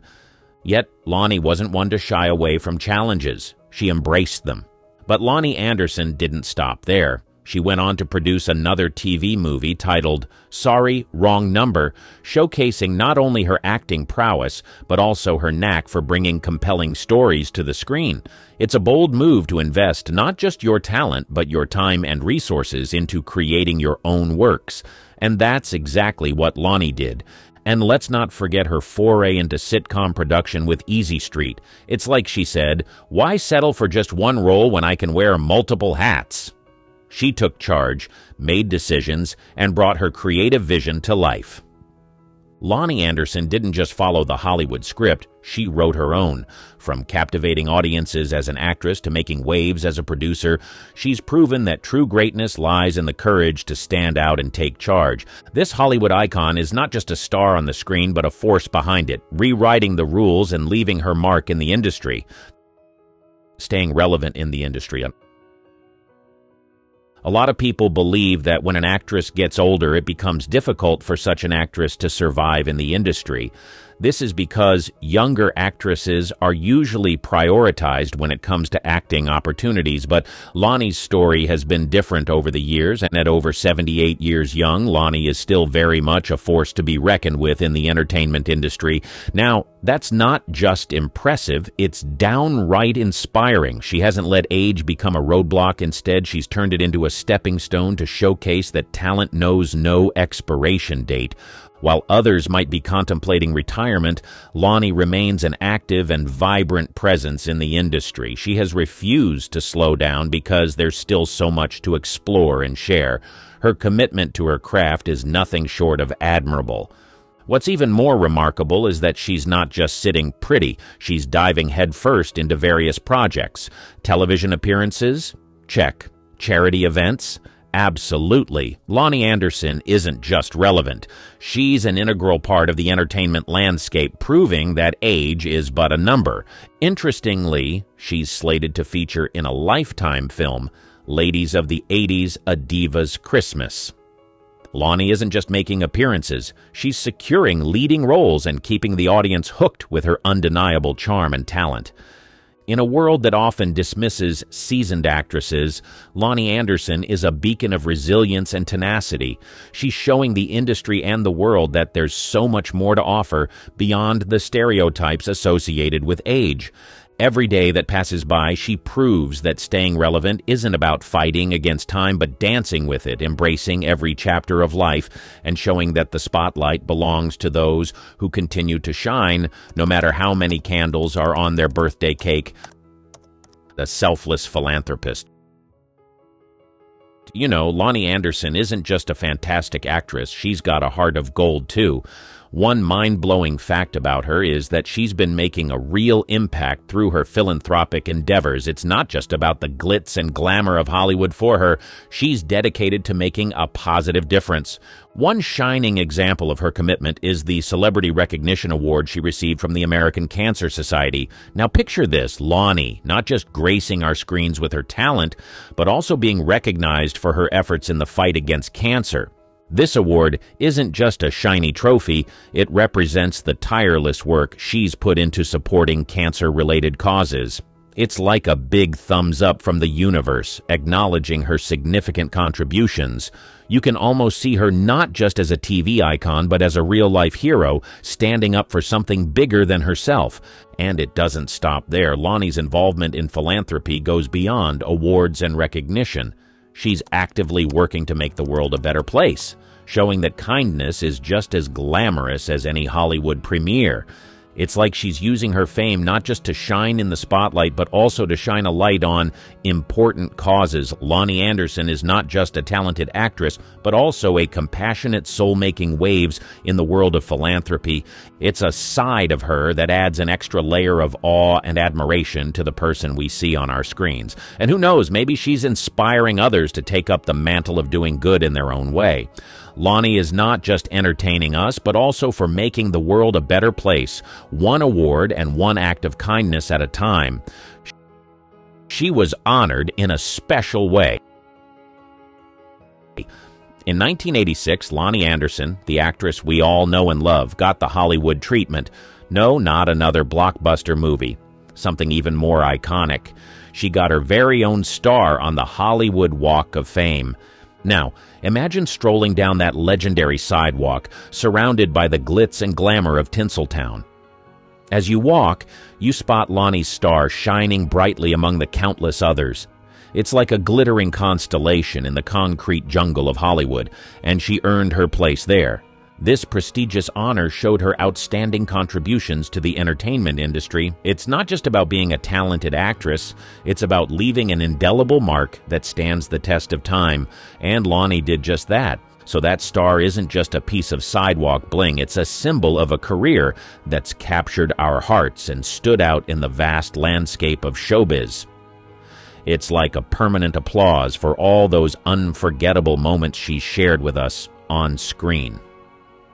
Getting a star on the Hollywood Walk of Fame is like etching your name in the history of Hollywood, and Lonnie Anderson did it in style. Her career has spanned for over 7 decades. Imagine the entertainment industry as a glamorous, high-stakes arena where dreams are chased and hearts are broken. Many aspire to enter, but only a few make it through the audition room, and even fewer manage to stay relevant for decades. Lonnie Anderson? Well, she's one of those few who not only entered the scene, but left a remarkable legacy, carving a path that's lasted over 7 decades. To survive and thrive in the entertainment industry is like navigating a roller coaster of highs and lows, and Lonnie's career is the embodiment of this wild ride. It's not just about talent, it's about the tenacity to weather the storms, the patience to endure the slow climbs, and the courage to keep pushing forward when the spotlight seems a distant dream. Think about it, she didn't just burst onto the scene and disappear after a brief moment of fame. Nope. When the going got tough, Lonnie kept on pushing. Whether it was the early days when her career was taking baby steps or the pinnacle of her fame, she demonstrated an unparalleled determination to not just survive but thrive. And here's the beauty of it, she didn't just rest on her laurels once she hit the big time. Instead, she used her newfound fame to develop the skills and character traits necessary to sustain her position in the industry. It's like she turned every challenge into an opportunity for growth, evolving with the industry and staying relevant through the ever-changing tides of showbiz. Lonnie Anderson's career is not just a resume, it's a saga of passion, persistence, and an unwavering commitment to the craft. It's safe to say that she's a living legend. Diane Keaton's love life has always been shrouded in mystery and speculation. From her on-screen chemistry with legendary co-stars to secret romances that defied Hollywood norms, her story is one of passion, intrigue, and controversy. the beginning of an iconic career.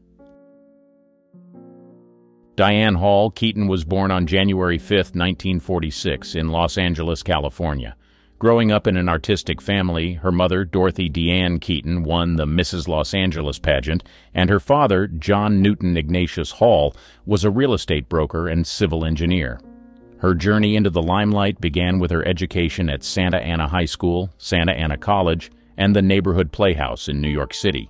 During this period, she changed her last name to Keaton, her mother's maiden name, to avoid confusion with another actress named Diane Hall. Her big break came with the 1968 Broadway musical Hair, where she caught the eye of director Woody Allen. This led to her starring in Allen's Broadway play Play It Again, Sam in 1969, earning a Tony Award nomination. This collaboration marked the beginning of a significant professional and personal relationship. In 1972, Keaton was cast as Kay Adams in Francis Ford Coppola's The Godfather. The film's immense success catapulted her to fame, grossing over $134 million domestically. She reprised her role in the sequels, further solidifying her place in Hollywood. Her portrayal of the quirky and endearing Annie Hall in Woody Allen's 1977 film of the same name brought her widespread acclaim. It was a critical and commercial success, earning over $38 million at the box office and winning the Academy Award for Best Actress. The film also won 4 Oscars, including Best Picture, Best Director, and Best Original Screenplay for Allen. Keaton's unique fashion style in Annie Hall, characterized by androgynous clothing and menswear-inspired outfits, sparked a fashion trend that resonated with audiences, making her an unexpected fashion icon. As her career progressed, Keaton continued to choose diverse roles, demonstrating her versatility. From dramatic performances in Reds, 1981, to comedic roles in Baby Boom, 1987, her ability to navigate different genres showcased her talent and range. Through the 1970s and 1980s, she became known for more than just her acting. Her relationships with high-profile co-stars and directors fueled media fascination, laying the groundwork for the rumors and speculations about her personal life that would follow her throughout her career. The Woody Allen romance. Her relationship with Woody Allen began on a professional level but quickly evolved into a deep personal connection. Their first encounter took place during the Broadway production of Play It Again, Sam in 1969, a pivotal moment that marked the start of a long and fruitful collaboration. Allen, celebrated for his unique comedic style and neurotic on-screen persona, found an ideal match in Keaton, whose quirky charm and natural acting talent complemented his vision perfectly. Their professional chemistry was first showcased in the 1972 film Play It Again, Sam, directed by Herbert Ross but penned by Allen. In the film, she played Linda Christie, a role that was well received by audiences and critics alike, further cementing her presence in the film industry. This project set the stage for what would become one of Hollywood's most iconic partnerships. The collaboration between Keaton and Allen reached its pinnacle with the 1977 film Annie Hall. This film was not only a critical and commercial success, but also a groundbreaking work that redefined romantic comedies. Despite their romantic involvement ending in the early 1970s, Keaton and Allen maintained a strong professional bond. They continued to work together on numerous projects throughout the following decades, including notable films such as Manhattan, 1979, and Radio Days, 1987. In interviews, Keaton has often expressed her gratitude for Allen's influence on her career.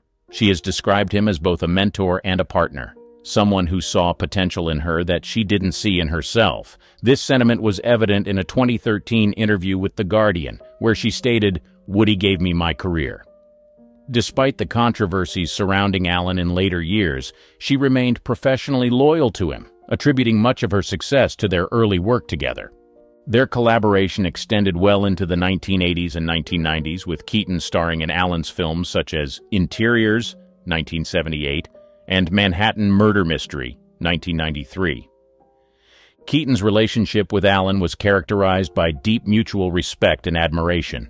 In a 1977 interview with Newsweek, she spoke candidly about their relationship, saying, "Woody gave me the role of a lifetime. He saw something in me that I didn't see in myself. A complicated affair with Warren Beatty. Her relationship with Warren Beatty added another layer of intrigue to her life. They met in the late 1970s while working on the 1981 film Reds. Beatty, who starred in and directed the film, and Keaton, who played the lead female role, shared undeniable on-set chemistry. Their relationship, however, was marked by intensity and passion. Beatty, already a well-known Hollywood heartthrob by the time he met her, was known for his charisma and charm. His reputation as a ladies' man preceded him, and his numerous high-profile relationships had long been the subject of public fascination. The on-set chemistry between Beatty and Keaton was palpable, and it quickly translated into a real-life romance. Their relationship was characterized by deep intellectual conversations and shared creative pursuits. She once remarked in a 2016 interview with Vanity Fair, "Warren was mesmerizing. He had this incredible presence and energy."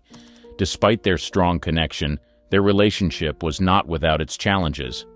Beatty's reputation and Keaton's fiercely independent nature often led to clashes. Beatty was known for his meticulous and sometimes controlling approach to filmmaking, while she valued her independence and had a clear vision of her own career path. These differences sometimes caused friction between them, but they also contributed to the passionate and dynamic nature of their relationship. The media closely followed their romance, capturing their public appearances and speculating about their private lives. Paparazzi often photographed the couple at high-profile events, fueling public interest and adding to the pressure on their relationship.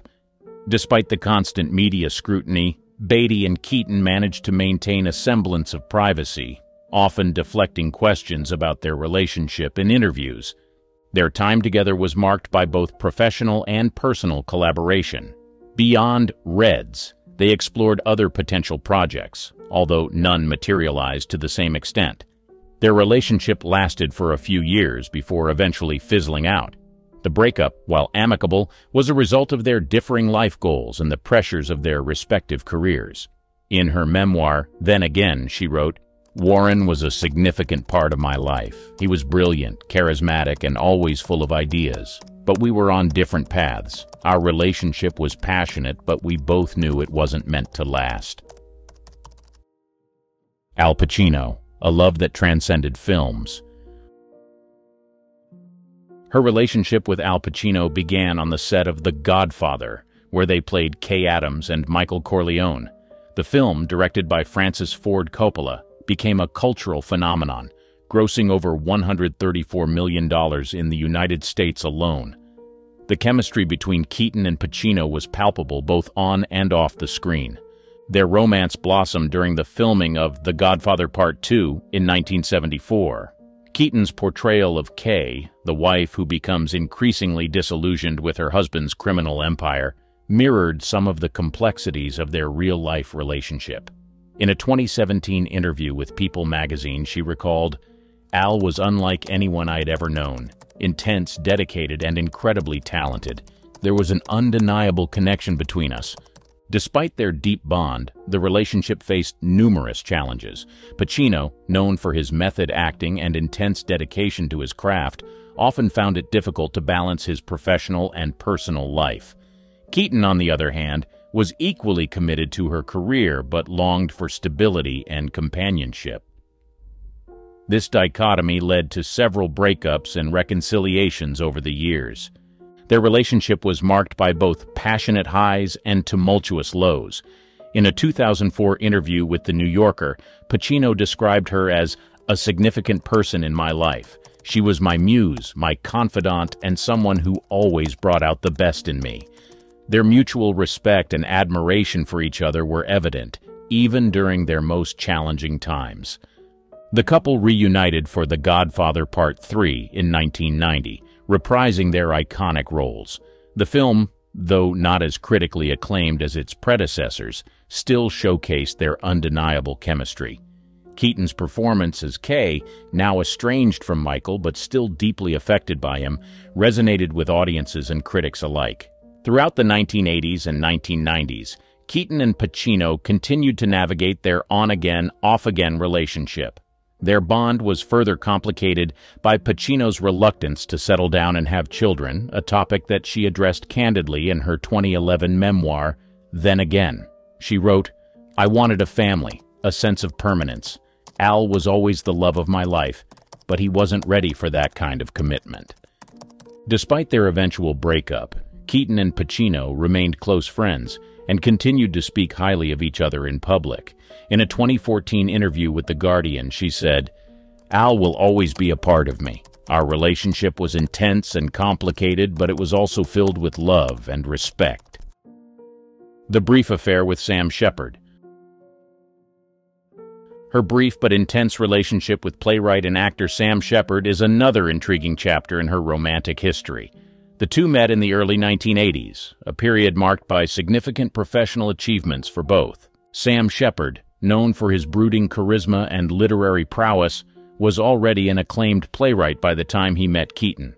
His works, such as Buried Child and True West, had cemented his reputation in the theater world. Keaton, fresh from the success of films like Reds and Annie Hall, was at the peak of her career. Their meeting was a collision of two creative forces. Their affair was relatively short-lived, but left a lasting impression on both. In a 1983 interview with Rolling Stone, Keaton spoke about Shepard with admiration. "Sam is one of the most unique individuals I've ever met. He has this raw, untamed energy that is incredibly captivating," she said. Their relationship was marked by deep intellectual conversations and a shared passion for the arts.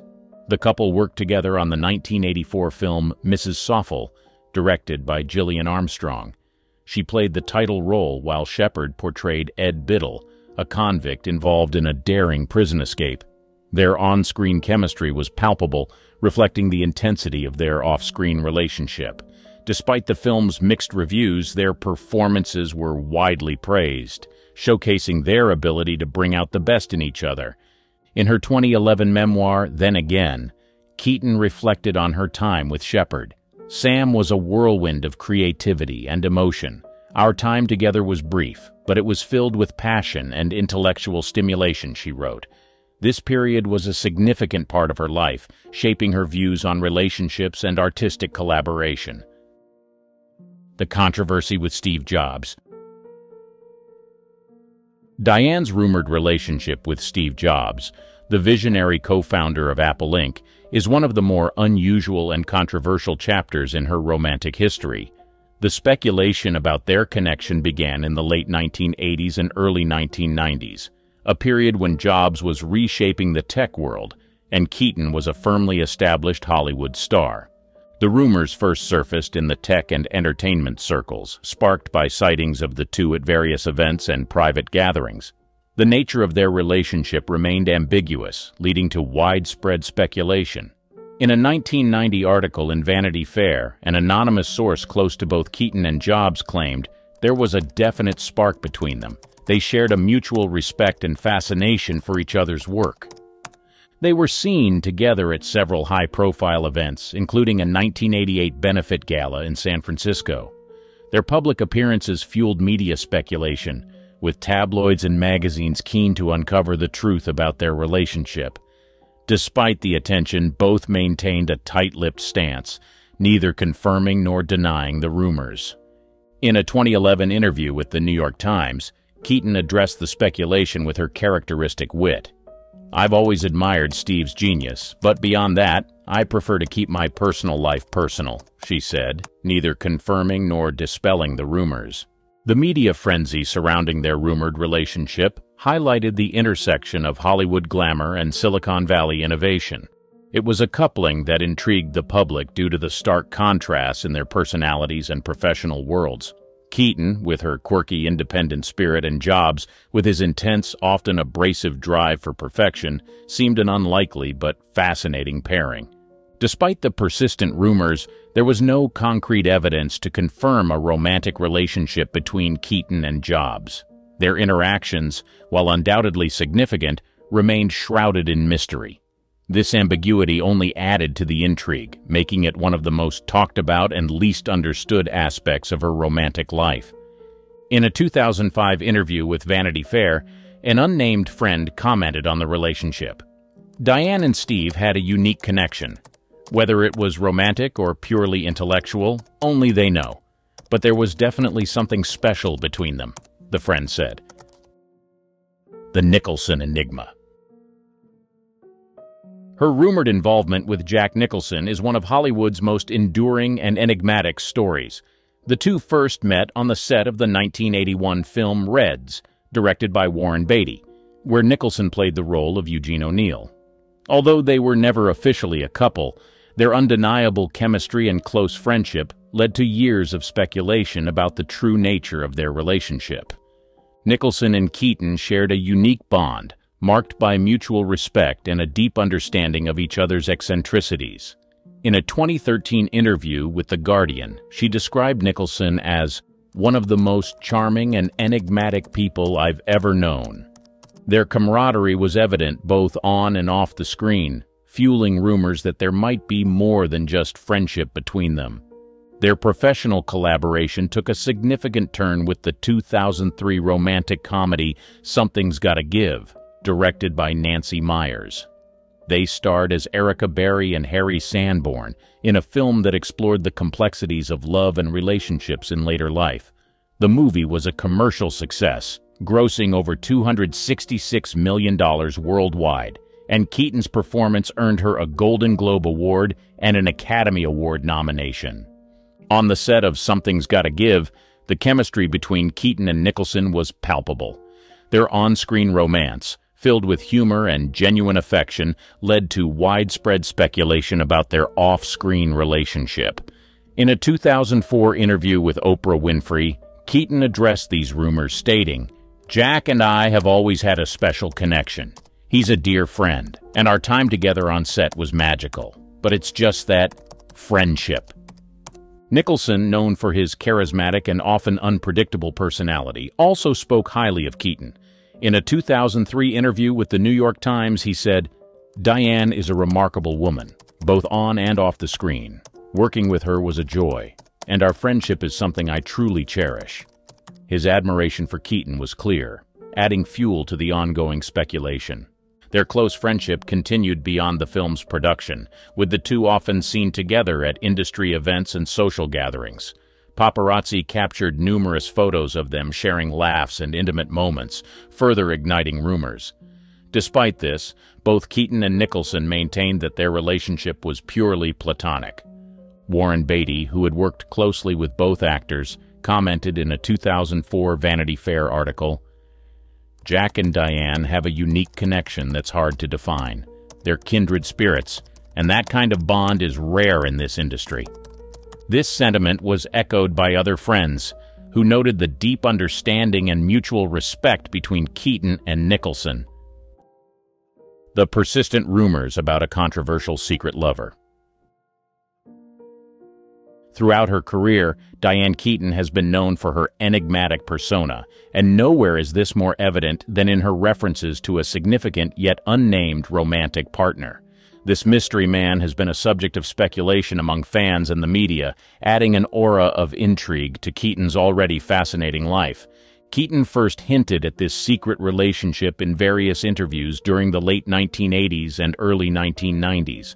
While she has often been candid about her high-profile romances with Woody Allen, Warren Beatty, and Al Pacino, this particular relationship remained shrouded in secrecy. In a 1995 interview with Vanity Fair, she mentioned, "There was someone very special in my life, someone who had a profound impact on me, but it's a part of my life I choose to keep private." The secrecy surrounding this relationship fueled rumors and speculation. Some suggested it might have been a powerful figure in Hollywood, while others believed it could have been someone entirely outside the industry. The mystery only deepened with Keaton's cryptic comments in subsequent interviews. In a 2001 chat with Oprah Winfrey, she said, "Not everything needs to be shared with the world. Some things are too precious, too personal." Friends and colleagues who were aware of the relationship respected Keaton's desire for privacy. Actor and close friend Jack Nicholson once remarked, "Diane has always been very private about certain aspects of her life. She has her reasons, and those of us who know her respect that." This tight circle of trust ensured that few details about the mystery man ever leaked to the public. Her reluctance to divulge information about this significant other has been linked to her broader views on privacy and fame. In her memoir, Then Again, she wrote, "Fame is a double-edged sword. It gives you opportunities, but it also takes away your anonymity. There are parts of my life that I want to keep for myself, and I think that's important." This philosophy explains her guarded approach to discussing this relationship. Despite the lack of concrete details, Keaton's reflections on this mystery man reveal the depth of their connection. She often described him as a stabilizing force in her life, someone who provided emotional support and understanding. In a 2012 interview with The Guardian, she stated, "He was a rock for me during some of the most challenging times in my life. His presence was a constant source of comfort." In a 2018 interview with the New York Times, Keaton offered a rare glimpse into why she chose to keep this relationship private. "Some things are just too sacred to be put on display. I've shared a lot with the world, but there are some things that are mine alone. That relationship is one of them," she said.